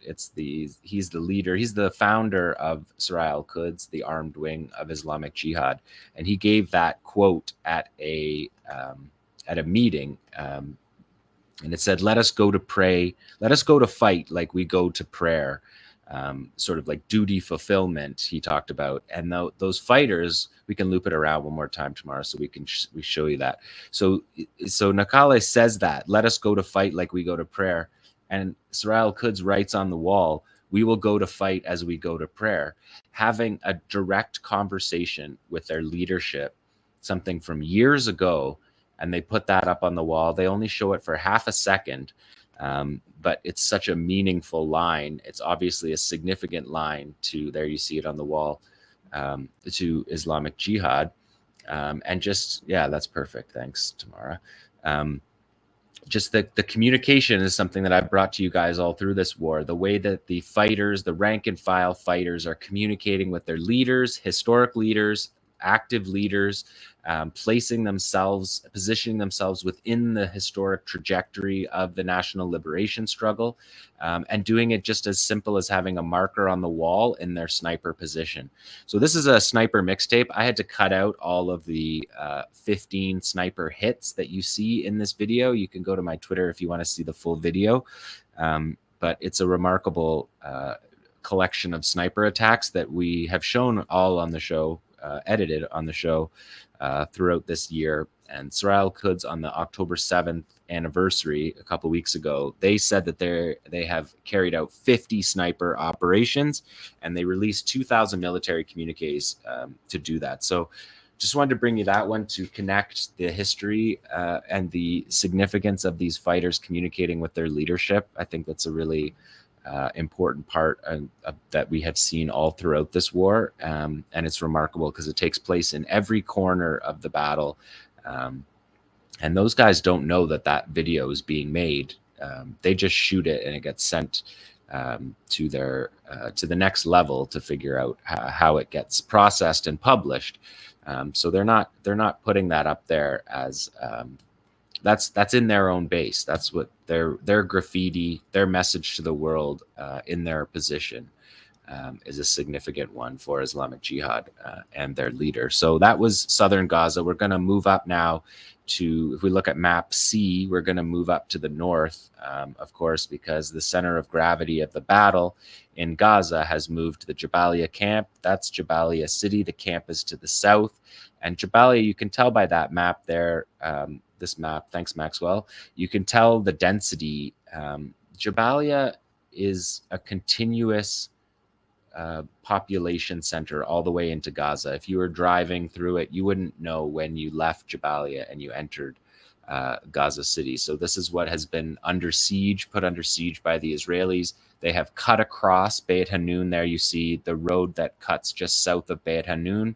They've cut across that road and cut off Beit Lahia in the northwest, and Beit Hanun in the northeast are now cut off. And as Nora reported in the news, they're also cutting off Gaza City from Jabalia and telling people to leave. But they're telling people to leave Jabalia by going through IDF checkpoints. And IDF checkpoints are the place that everybody who's been following this conflict, especially the people who live in Gaza, know that those checkpoints are the place where you get captured for no reason, you get taken into a prison camp in Israel, get tortured, raped, murdered, and then dumped at the gate, out your dead body or your living body, or you're forced to walk naked back to Gaza. All of the brutal scenes we've seen of those prison camps, they all come together in that checkpoint. When you're saying go through this checkpoint to a Palestinian, they're not going through those checkpoints. The UN said less than 100 people have left northern Gaza. There's 400,000 people, according to the UN, still in northern Gaza. They've been there for the whole war, and they're not leaving. They're displaced within the areas, within the neighborhoods of Jabalia. They're displaced. But this idea that the IDF can seal off Jabalia and somehow that traps the fighters inside is a fundamental misunderstanding of the way the fighters fight. They fight in their regional brigades. They don't go from Jabalia. They don't flee Jabalia when there's a fight. They do the opposite. When the civilians move out of the way, the fighters move in and fight without civilians in the area. And that's what we've seen on hundreds of videos that we've been watching throughout this entire battle. So what Israel is doing by sealing off Jabalia, that's for the starvation. That fits into Layla's reporting. That fits into Nora's news reporting. It's using starvation as a weapon because the fighters aren't the ones who are leaving. So it's just it's targeting civilians, and in this targeting of civilians, starving them for the past 2 weeks. The starvation began on October 1st and is gone. And there was some talk that there was some small number of trucks got in today, but otherwise it's been 2 weeks of nothing. They're attempting to starve out the fighters, to starve out the civilians, because they can't win the war. And we've known that since October 8th, when Georgia Island of the general's plan a year ago said that we need to starve them out. And that's been the plan. But the fighters are still there. Jabalia, there was 13 Yassin operations, 3 close quarters battles, 10 improvised explosive devices. Those are Shawaz, Radia, television, anti-personnel. There was a thermobaric warhead strike that didn't make this cut for the show. It'll be on next week. A very detailed ambush that we're going to spend some time on, and a sniper operation. And there was also 3 operations in Beit Lahia against troops that were cutting off Beit Lahia. So yeah, third invasion of Jabalia. Jabalia, just to say, I've covered the other 2 invasions really in depth. And so people probably know these things, but the first Intifada began in Jabalia. Jabalia is the center of the resistance. Jabalia, from the presses from the north and the way the settlements were set up inside the Gaza Strip. Jabalia and Shujaiya that you can see just to the east of Gaza City. Those are the 2, those are the epicenter of resistance. And that is historically the case. The armed struggle began in Jabalia and Shujaiya. And so the fighters in Jabalia are formidable fighters. And I explained on the show last week via the IDF why they were going back into Jabalia. And it was because the hospitals, schools, and shelters were being used, and aid distribution centers were being used and organized by Hamas. And so since you saw me last, 350 people were killed in Jabalia, and they were killed at 3 sites: shelters, aid distribution sites, and hospital courtyards. So exactly as we predicted, exactly as the Israeli military set it up, the massacres took place in those 3 places that we talked about last week.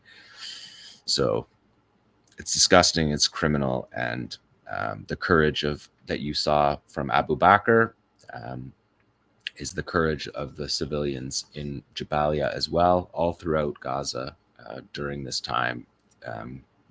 We're going to talk about the military part of it, but obviously Abu Bakr's report early on gives you a good sense of the courage of the population fighting in the same trench as the militants. So let's look at number 10. This is a 𝐓𝐡𝐞 𝐄𝐥𝐞𝐜 operation.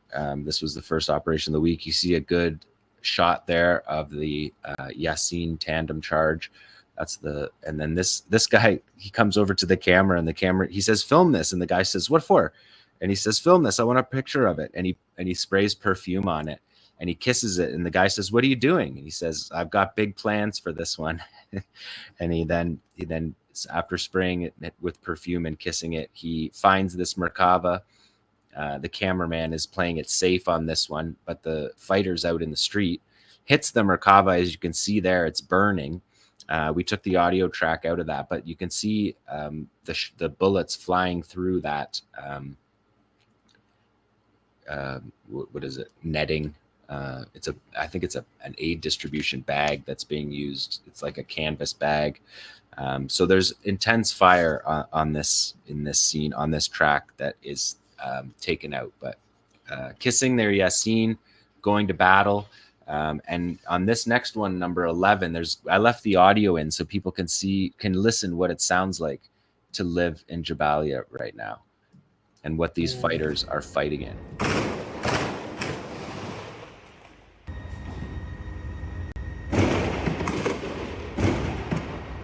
These fighters are not coming out and taking pot shots.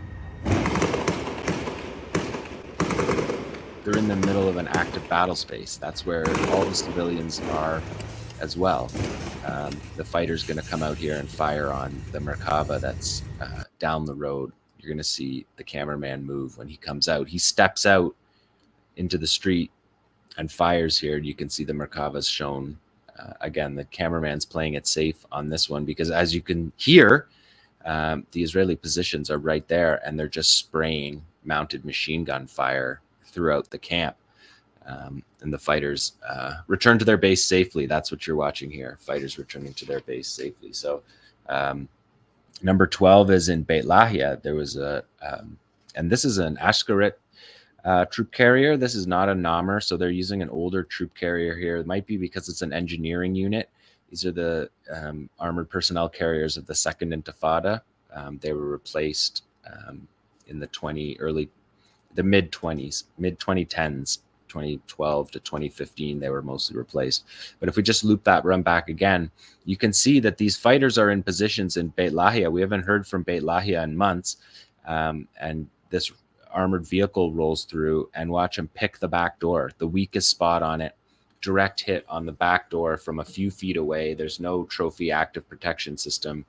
No report of casualties on that one, but it sure looks like casualties on that one. That troop carrier is based on a T-55 tank chassis, a Soviet tank chassis. So you can see the rear door there.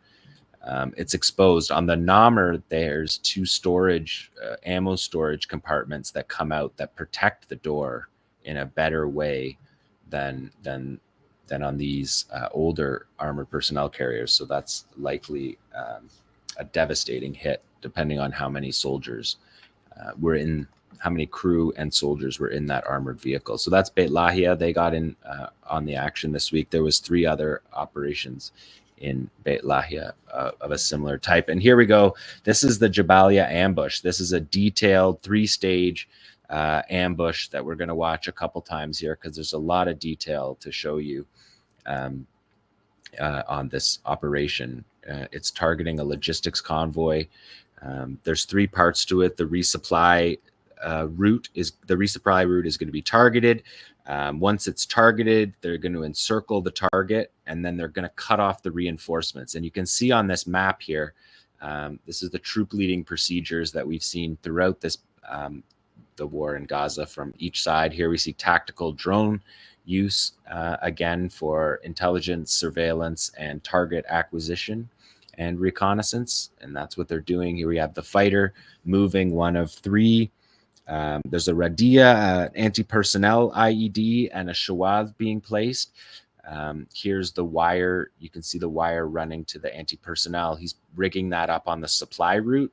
So there's 2 routes, and Qassam is predicting with the second route, the route of the reinforcements. People probably recognize that as the Shawaz. That's the EFP, explosively formed penetrator. And you can see how he puts it in a bag to disguise it. Multiple cameras on this one, getting us a good look at the destruction. It's just, I don't know, sometimes you just notice it. It's just criminal. It's criminal.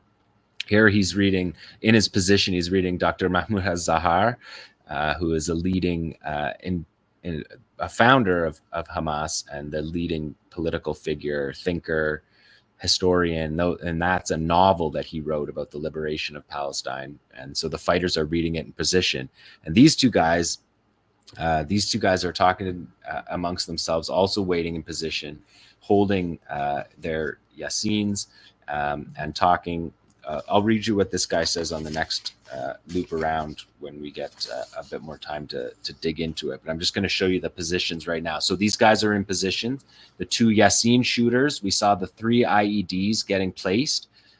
These are the Yassin shooters that are going to come in the third part of the ambush to cut off they're the second part to encircle the target that's hit first. And here they're showing armored movement. So there's tanks coming through here, and they're passing on those tanks because the tanks are not part of this operation. What you see here is the operation: logistics convoy, logistics supply convoy, and you can count the vehicles. There's 16 vehicles in this convoy. They say advance here, advance forward for your defeat. And that's the detonation of the convoy. So that's part one, detonated of the convoy. And then the vehicles that were detonated were jeeps. And so the Israeli soldiers are outside of the jeeps at this point. And then you get the two Yassin shooters who are encircling them. You're saying he's got a tandem 85 here that he's firing. Qassam indicated it as a 105. But those are soldiers there that are out of their Hummers because their Hummers got hit. And then this guy's going to fire. He's firing on the reinforcements. So the reinforcements are coming to bail out the guys that got blown up in the jeeps. And he gets one of the that's one of the cleanest shots we've seen of a Yassin strike on an armored vehicle. And because it's a closed circuit camera, the cameraman doesn't have to peel away because it's just in a fixed position. So the tank comes to save that other tank, and he hits the Shawad that we saw. And this guy right here, we saw him before setting it up, and he's going to detonate that on the tank that comes in to reinforce. So you hit the jeeps in the convoy, you stop the convoy, the whole convoy becomes targets, and then you encircle that target, and you come in with the Yassins, and then you predict, and they rightly predict the route that the Israeli military will take to come and save those guys, and they hit those guys with. So this is what it is. This says the ambush. This is the Jabalia camp ambush. The three stages are resupply target, encircle the target, and cut off the reinforcements. And they're going to show you the drone. So they're showing you on paper here. This is the troop leading procedures, showing each commander what their responsibilities are, and then they'll go to their people and brief their people on what to do. This is showing you the kill zone, the ambush zone, and then in the top left, that's the supply route. So they're going to come down from that supply route. And look at this guy. He's the opposite of a soldier in a window. Look at how delicately he moves under cover to plant that explosive. This guy waits till it's clear and does the same thing, puts it out on the road, and this is what got the Jeep. And the Israeli military was trying to figure out what set it off. Was it a tripwire, or were there fighters? And then this video came out and showed them exactly what happened, because 3 soldiers were killed in this, including an officer, at least 3 soldiers, including an officer, and several more seriously wounded in this operation. So that's planting it on the resupply route. Fighters in their position, reading their leaders' books while they wait. We've seen this also all through the war. You can see the sophistication and the detail in this operation. And then, so this guy reads a part from the Quran that says, we have placed, like it's so applicable from the Quran, we have placed before them and behind them a barrier and disguised it so they do not see. And then he addresses Gallant. He says, I have a message for the vile Gallant. I will remind you of your words at the beginning of the battle when you said, I see the downfall of Hamas. Well, we see the downfall of Israel, and the world too will witness you, not only your defeat, but your complete destruction. We will stomp you.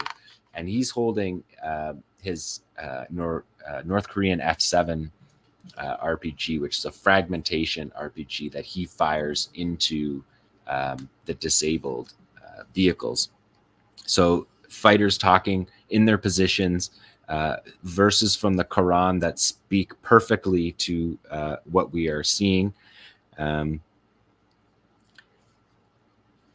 This says advance forward,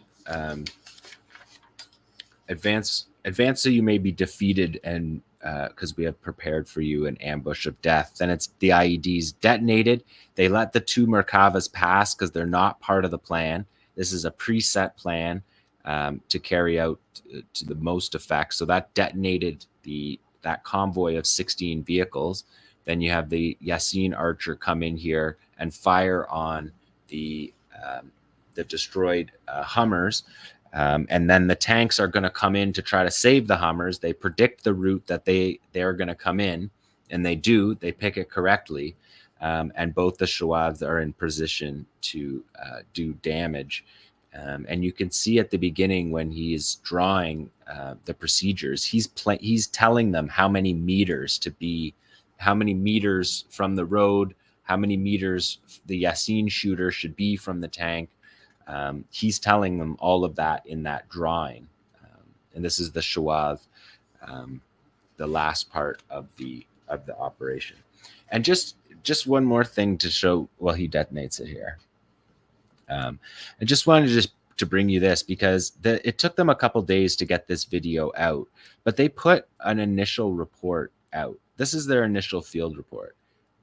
So you've watched the operation now, but this field report came out. There's the medevac, and the medevac is so close that you can basically see the guy's hair color of the pilot. But they don't touch it. So this is what Qassam's field report was when there was no video, there was no other reporting that this operation existed.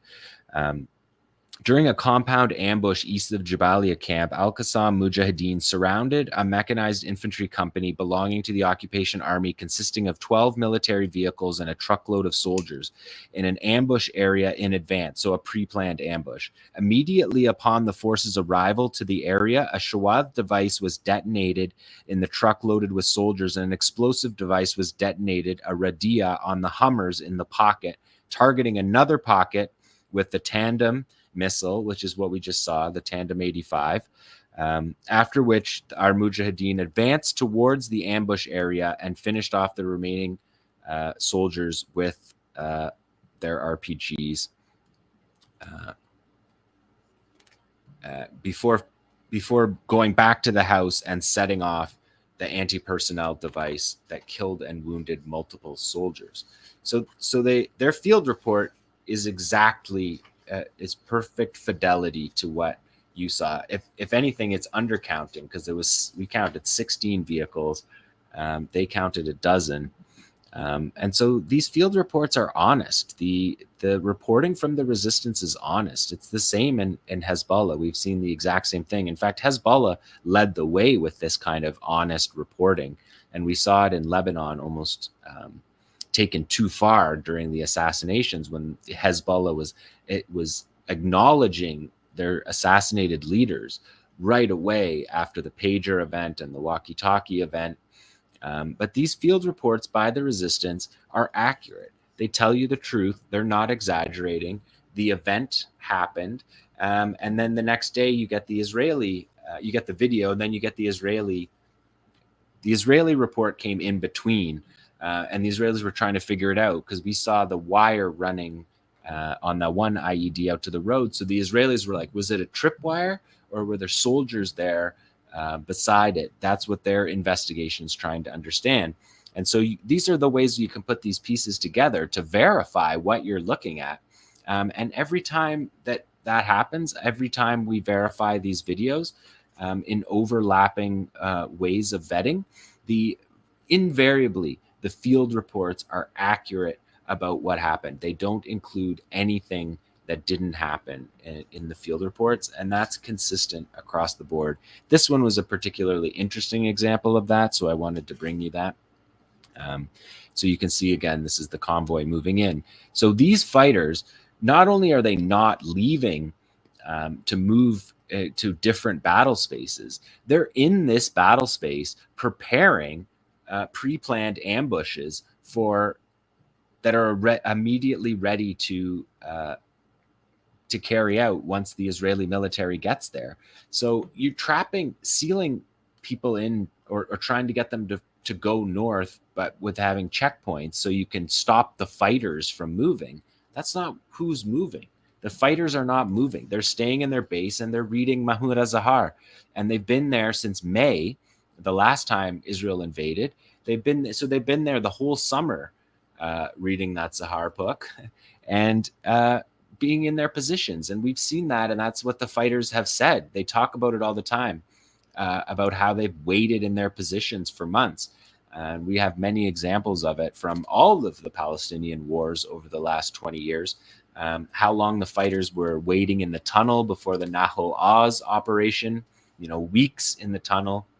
how long the fighters in Rafah waited before the May invasion of Rafah came. And this is the Jabalia fighters who haven't been fighting since May because the military left in May, and they set up these operations. The fighters are still there. This was not cleared. There was not operational control over this area.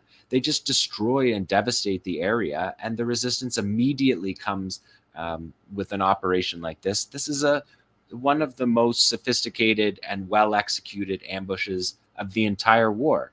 The fighters are getting better at executing this, and the fighters didn't come from Rafah to execute this ambush. They stayed in Jabalia. They're still in Jabalia.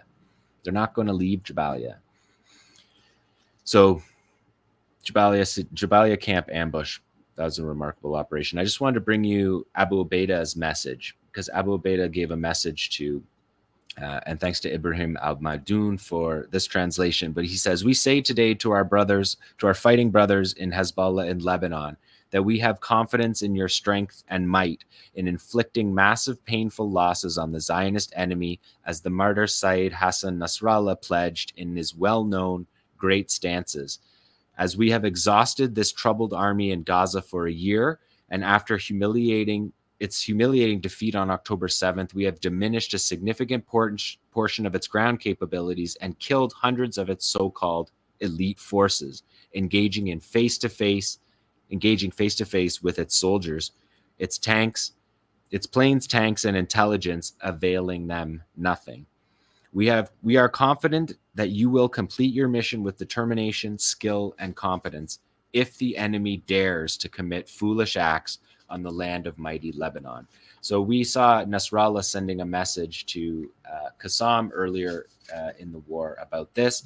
And so this was Abu Ubaida's video speech from October 7th, just last week. And I wanted to just bring you that before we set up Lebanon. So that is the resistance report from Gaza. We're going to move to Lebanon now and cover some of the events that have been happening in Lebanon.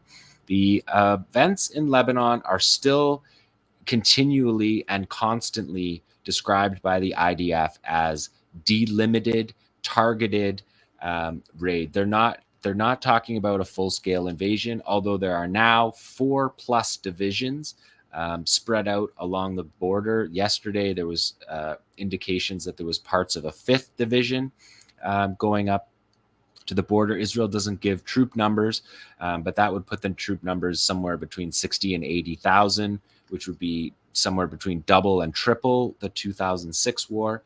And they're spread out wide across the border. They're wide, not deep. They're not moving. They're not pushing into Lebanon the way they pushed into Gaza. They can't lead with their armor into Lebanon. That's what they did in the 2006 war, and that's when they got hammered because the anti-tank crews trapped their armored vehicles, and then the rest of the war basically became a rescue operation.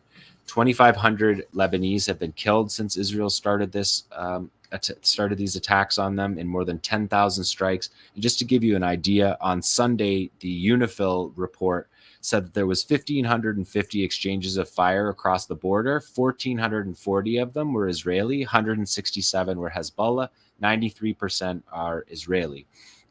And the Israelis are moving with their troops first, and their armor is, if you've seen, it's tucked in the villages on the border, not moving the armor in yet at this point.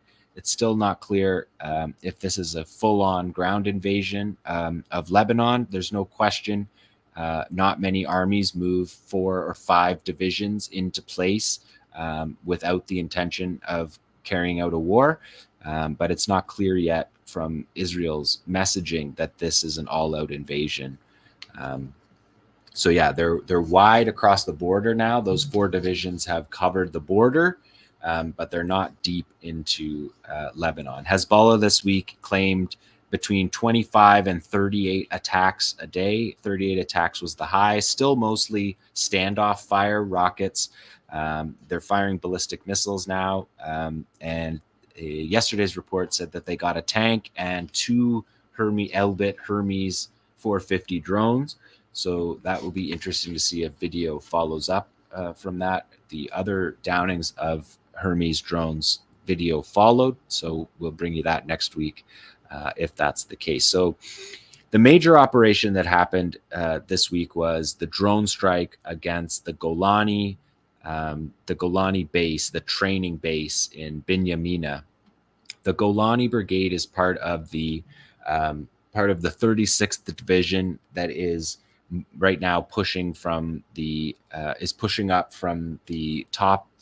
bottom of the Galilee Panhandle into Lebanon. And so these are soldiers at a training base, and Hezbollah hit them at 7 p.m.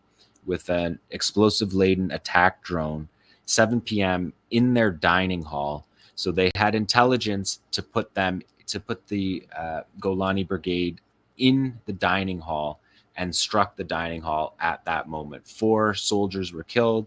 61 other soldiers were wounded various ways, 8 seriously. And then Magen David is the one who they report trip and falls. They also reported 9 anxiety attacks from those soldiers that don't seem to be ready to go to war. If you're having anxiety attacks over those attacks, you might be held back from going to the front, but we can watch the video now. It's 20A. So this is 66 kilometers from the border, and it's going to begin, the operation is going to begin by tying up the Iron Dome and the naval and fighter jet interceptions by firing, and they also fired precision missiles on Haifa. So 3 diversionary rocket fire attacks that you're looking at here, and then a drone swarm. And the drone swarm appeared to be Shahed 101 drones. They're similar to the Zuari drone that we just saw. In the next video, we'll see a closer look at that one.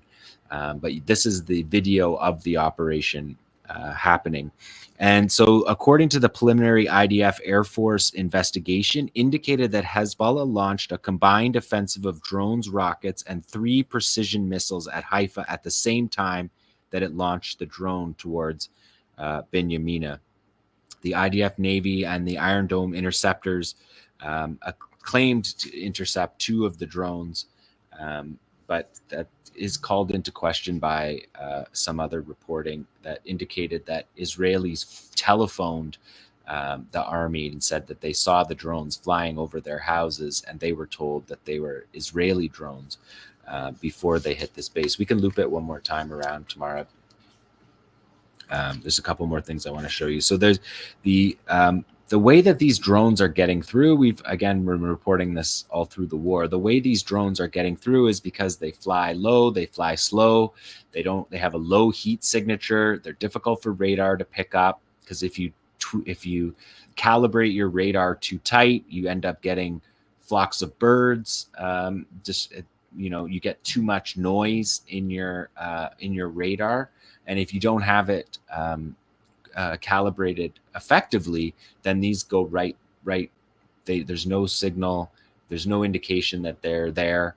There was no alarms on this operation, which is the same that we get reports all the time of these drone hits, that there's no alarm sounding. You can see the chaos here at the base of the soldiers.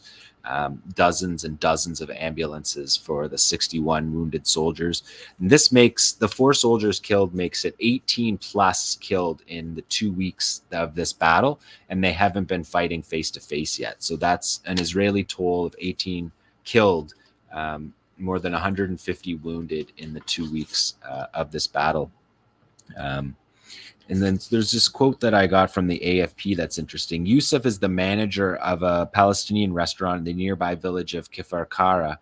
And he says, last night was crazy. There was a huge boom, and then suddenly ambulances started driving past. First 1, 2, 3, 10. And he said, we've been open for 2 years and didn't realize that we were next to this base. Such an important base, Yusuf told the AFP. How does Hezbollah know it's here? And so not only do they know it's there, they know what time dinner time is, and they hit at dinner time to maximize the strike deep inside Israel, hitting behind the lines in Lebanon with a significant psychological blow.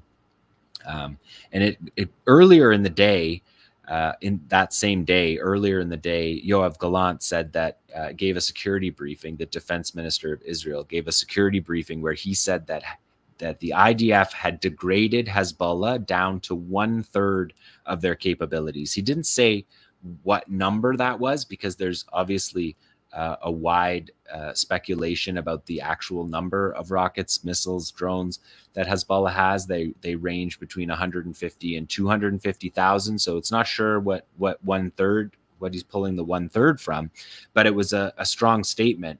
And then he gave that statement in the morning, and then at dinner time, the drones hit the base of the Golani Brigade, who the Israelis like to attach the word elite to.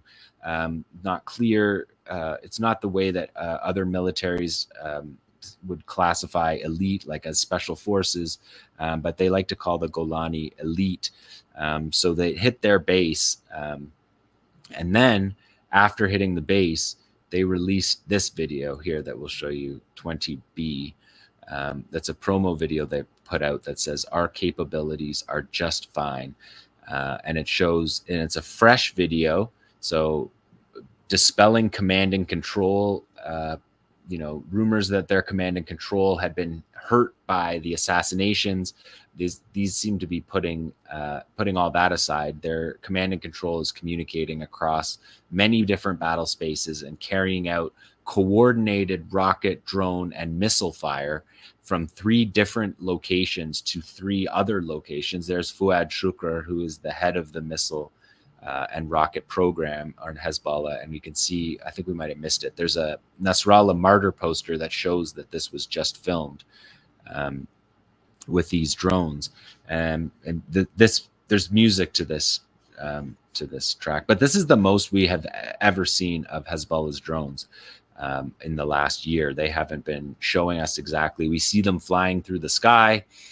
We've seen a couple of them exploded on the inside Israel, but the launch of them, Hezbollah hasn't really given us a lot of detail about the launch. But you can see here they've got them stacked on a rack here, and that's where it says, "Our capabilities are just fine." So Gallant says, "Your capabilities are down to 1/3. Hezbollah hits the Golani base, kills 4 soldiers, shakes Israel, the Israeli military to its core." After Gallant says, "You have 1/3 of your capabilities," Hezbollah releases this video and says, of their drones, and says, our capabilities are just fine. And then later that night, they released the video of the strike on the Golani base. So Hezbollah is able to communicate command and control. They're able to, media ops are putting these out with just the same level of confidence as we have seen all along. It doesn't seem to be disrupted in any way.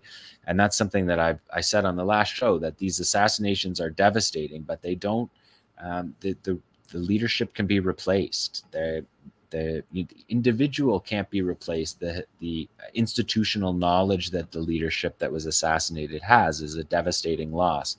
But they're able in their military structure. They fight like guerrillas, but they're able in their military structure to replace the command.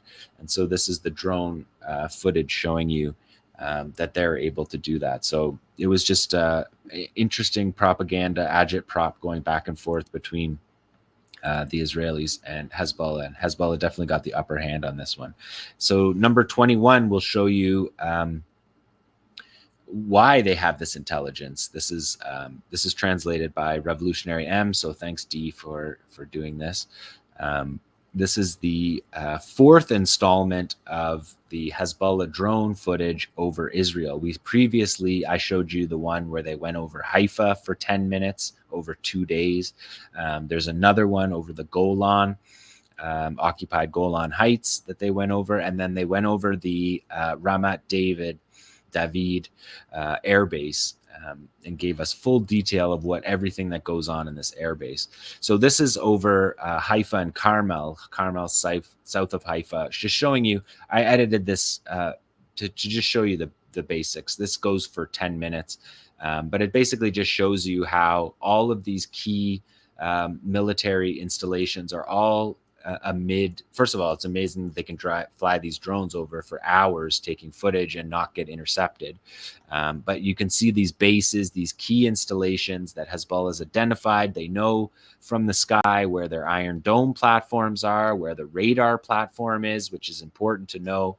Almost more than the Iron Dome platform itself is to know where the radars are. They can see where those Iron Domes are situated. You can see them in a community. You see the base. And so that's how they know how to hit the Binyamin Golani Brigade base and hit them in a place where it matters. So there's a shopping mall. We're going to go over Haifa University here and see a military position on the roof of the university being used here. Hezbollah is going to show us that because Israel is deeply embedded. There you see at the top of the 𝐓𝐡𝐞 Tower at Haifa University, a military communications hub that Hezbollah spotted on the roof there. And the video goes on and on with key sites integrated within civilian infrastructure, the way that we know it is in Tel Aviv. Like, look at those buildings, right? We're in Haifa and Carmel. Carmel's to the south of Haifa on the bottom of the hill.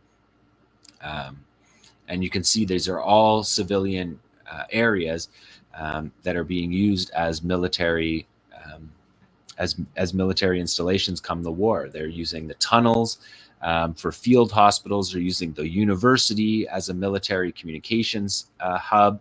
We've seen footage of them, of Israeli soldiers all over the settlements in the north that have been abandoned, using the settlements. But look at that base is just right inside a civilian neighborhood. And so they're showing you that these bases are in civilian neighborhoods, but they're also showing you the capability for intelligence, surveillance, and reconnaissance that's happening with these drones, and the ability to then target these positions. They showed you the Haifa oil refinery and their ability to strike Haifa power and oil refineries and the reservoirs, the reserves of their oil, and the ability to knock that out. And I think it's a fair question to ask if these videos are deterrents in the crosshairs, Haifa and its area in the crosshairs.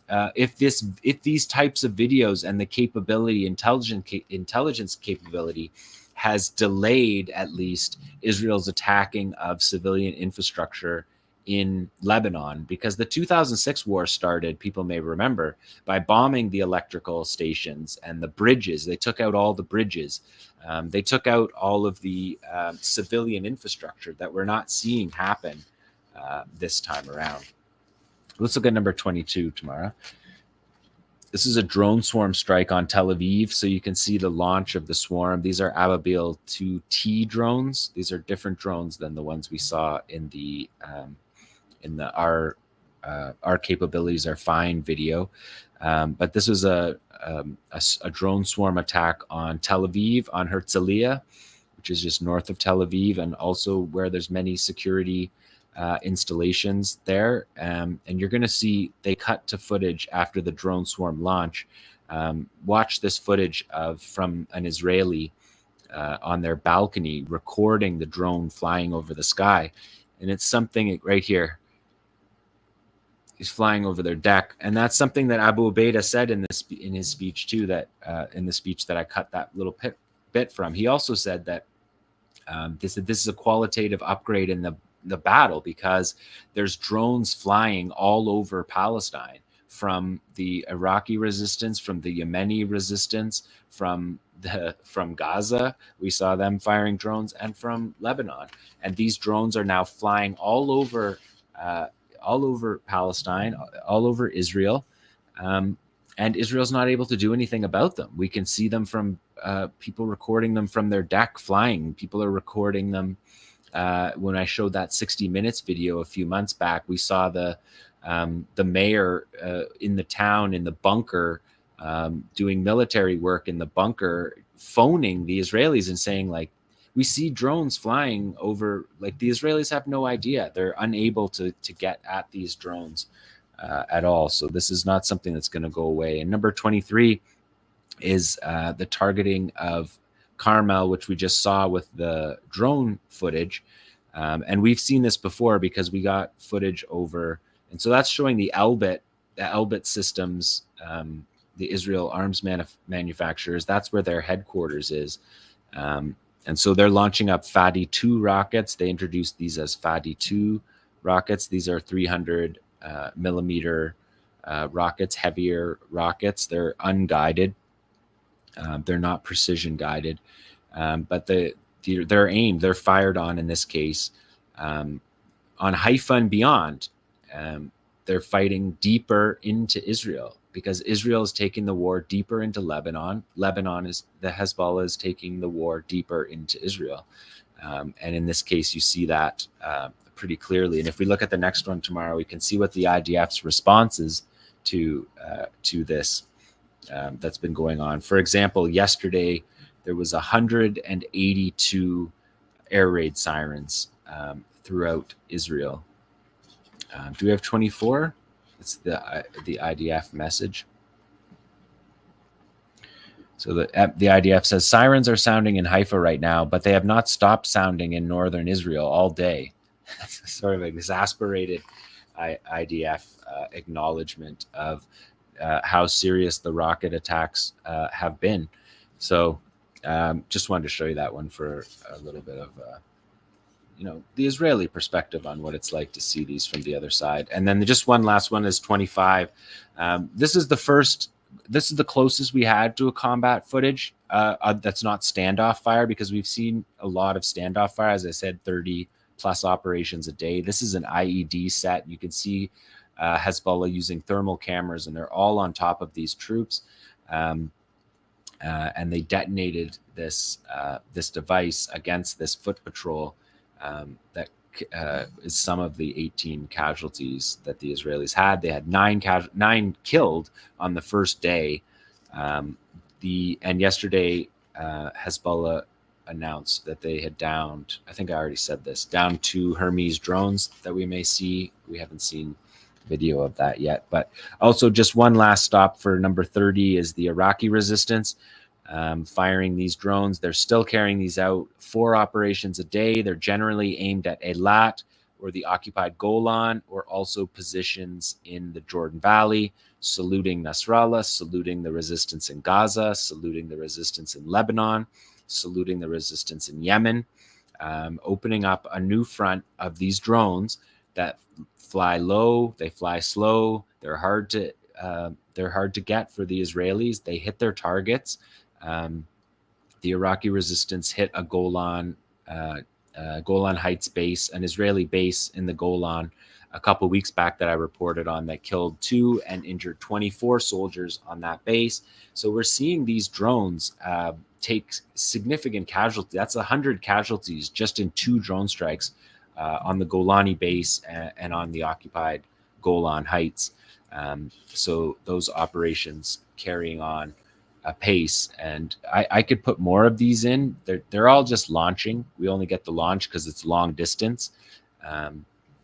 There's more of these launches, but I just make a mixtape of them for the show each week. But they release all 4 of them every day, so there's 28 videos that you could be watching.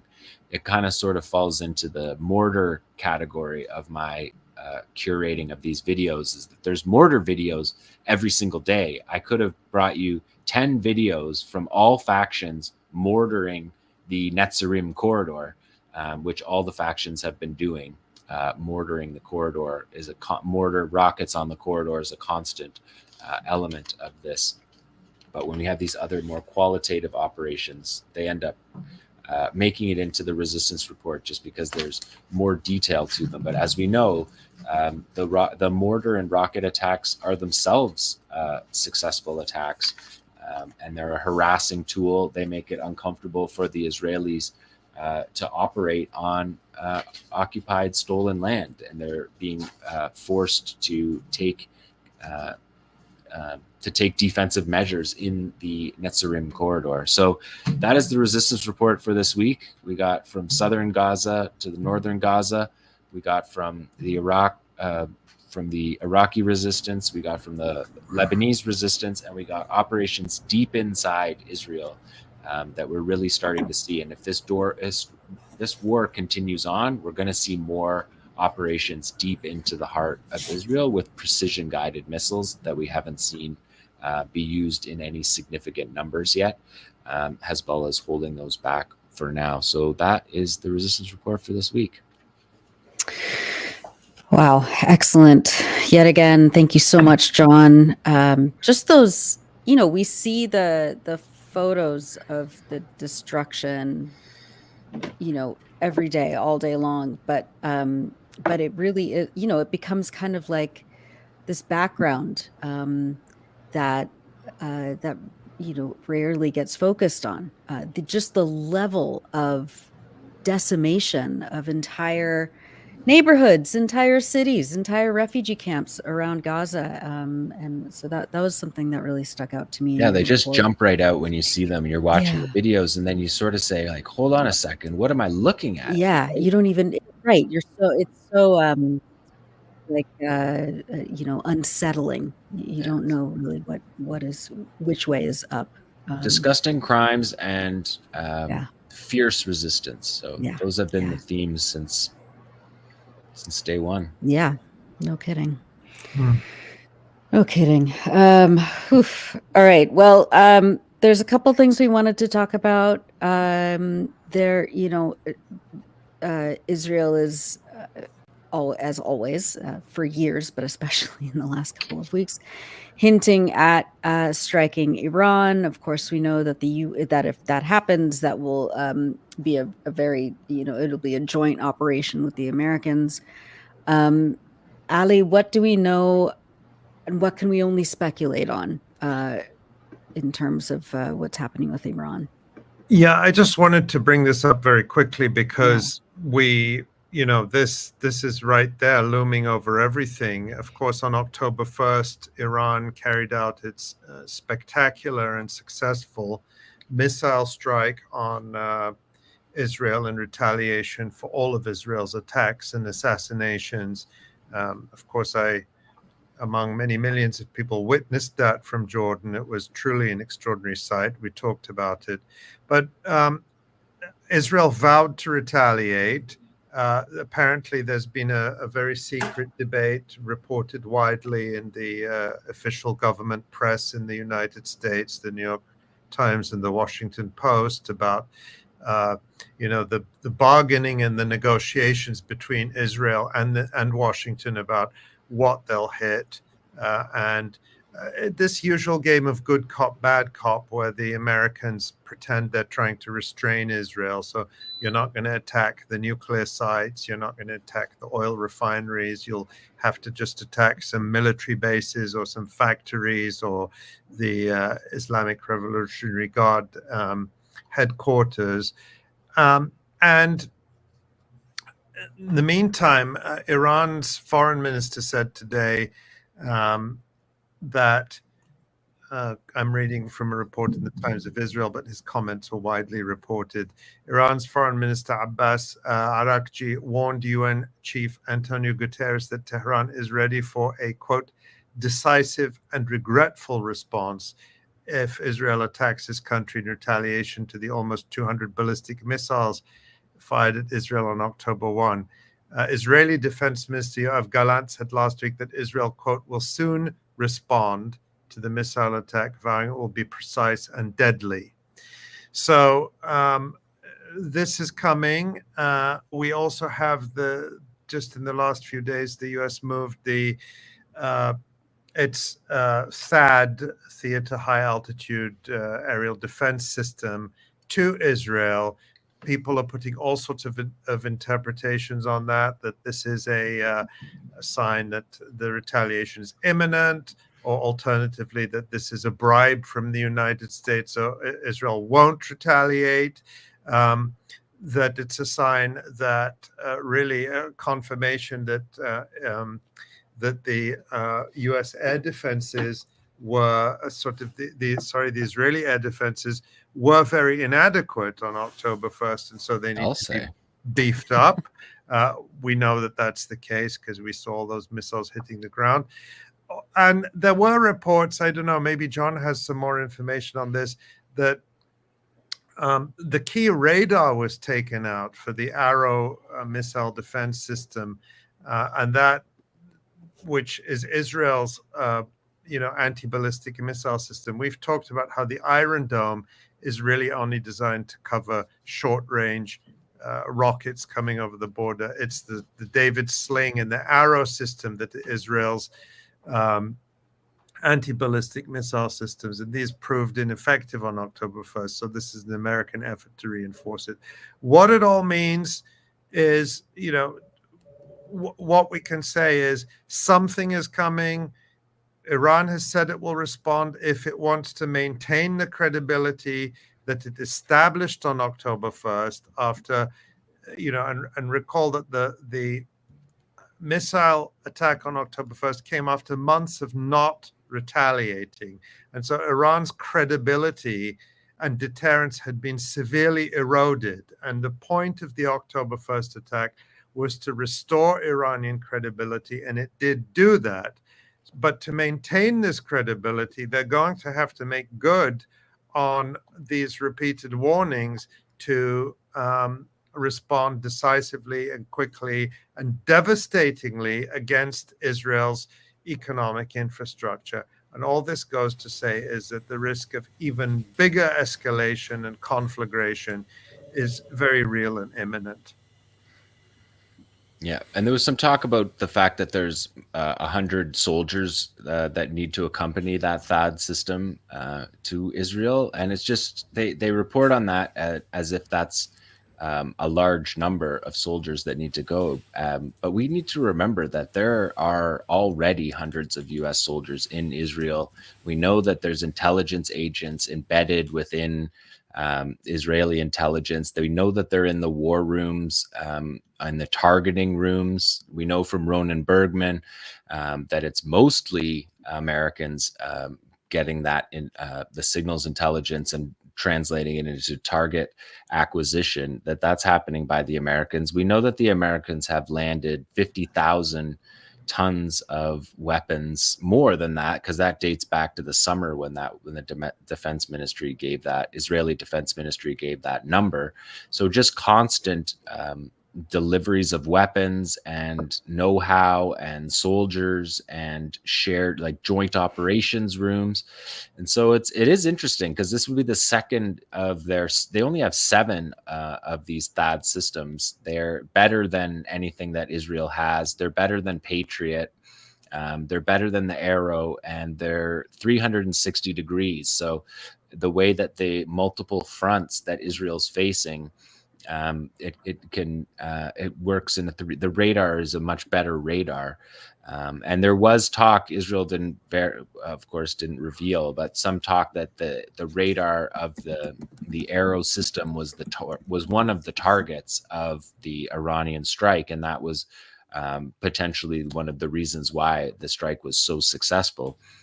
And that strike on Nevatim, especially, that's the base with the F-35s, and where the same base where the C-17 landed to put the THAAD system to get it set up. And that base had narrow misses on F-35s in their hangars on those bases. So the U.S. is giving now this, because there was one THAAD system right at October 7th, they moved one in place after that.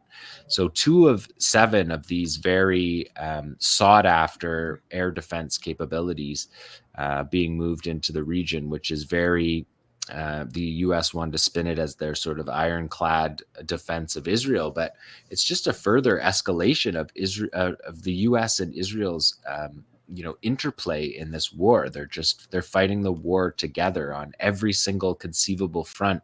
Even just on our program today, it's all weaves through what the Americans and the Israelis are doing together. So the story is consistent in that way. I'll just add one final thing on this, which is that, even if this system is extremely successful, they're sending 1 battery, which means a couple of dozen interceptor tubes at most. And so that's not going to make any difference in the case of another major Iranian attack of, even the size of the one that happened on October 1st. And Iran is saying that they're going to send even more next time. So it's a drop in the ocean when you're dealing with just that complete deluge of missiles against saturating an air defense system. So yeah, it has higher the benefit that Israel wants it for, the US wants it for Israel for, is that it has higher fidelity radar that can detect the launch better than the Israeli systems, and it does have more. It's a 9 launchers with 8 interceptors, so 72 can be launched from one of those batteries. So the long range and then the actual number of interceptors, it's $1 billion platform. And they're going to be sending multi-million-dollar interceptors into the air. This is just further commitment, billions of dollars of commitment for the U.S. to Israel, so that Israel can continue killing children and starving people in Gaza. They're not fighting for their survival as a state for anything other than the fact that they don't have any international legitimacy because their war is against children. And the U.S. wants to make sure that that war can continue, and that there's no threat to Israel while they carry out that war. It's so depraved. It's a depraved moment. Yeah. Just one point I want to make. It's you never want to make predictions about these things, but it could be that the Israelis are waiting until after the U.S. election in order to respond to the Iranian strike. It could be that they've been told to do that. Like you were saying earlier in the show, Ali, with your discussion with Laila, in terms of the, in some states, how, Laila was saying how in some states it's quite close. And due to the genocide in Gaza, people are, the Democrat Party's support base, voter base, is not enthusiastic to vote because of the genocide that the US is supporting. And if and when Israel hits back against Iran, or attacks Iran, then things could get, the Iranian response could come a lot sooner, and so an increasingly hot war on that front is not going to help the Democrats in the election. So yeah, nor would $10 a gallon gasoline. Yeah, exactly. Yeah. Oh, okay. Well, it's going to be quite a packed few weeks until the election and after the election, and we will continue to be here, obviously. Let's take a quick look at the front page. We have just a number of really excellent features written by our writers in Gaza up on the front page there. And as always, analysis and reports by our staff. There were 2, all of our features that we published are incredible, but 2 that our colleague Omar encouraged that we highlight is a piece by Hassan al-Nabih. I don't know if we can get, there it is. Yeah, why did they destroy our house, Grandpa? And Hassan is a grandfather, and he talks about his granddaughter, asking him questions that no child should ever have to ask about their life and their safety and their home and their land. It's a really very touching piece, and she's Dima, his little granddaughter, is asking the questions any child would ask, and he's trying to reassure her. Also, there are some really tough photos. There's a beautiful photo there of Dima in better days, but also if we scroll down into the article, you can see the family home before and after it was bombed, and there's a picture of the writer with his granddaughter. So it's just a very touching story of the kind that we're we're very proud to be able to bring people directly from Gaza. Yeah, absolutely. And then the other feature we wanted to highlight is by Rasha Abu Jalal, Marmara and Kittens Bring Joy to Displaced Family. And my cat was sitting on my lap just until about 5 minutes ago. I wanted him to talk about this one, but Ali, why don't you highlight this for us? This is a very touching story by Rasha Abu Jalal, who's written for the Electronic Intifada since earlier this year, about life during the genocide. And in this particular story, she writes about this cat, Marmara, and how comforting she was for the children, and how Marmara appeared one day to be pregnant, and she writes, and had 4 kittens. And Rasha writes, Marmara helped improve the psychological state of my children, who are exhausted by the constant bombardment around them. The children from the neighboring tents also grew fond of our cat and visited our tent to stroke her fur. For a while, Marmara slept between my daughters Saida and Cham in our small tent. We had long suffered from mice sneaking into a corner of the tent where we kept food. Marmara drove them away and became the tent's guardian. One night, however, Saida woke me up to tell me that Marmara was not in the tent. I went outside with Saida to look for her. I could hear her meowing nearby, so I followed the sound until I found her. Marmara had given birth to 4 adorable kittens. I woke up my husband and told him about our new guests.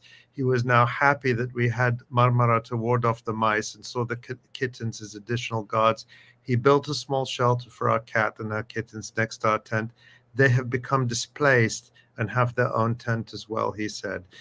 It's a very touching story, and it's a very sad story because I don't want to give it away, but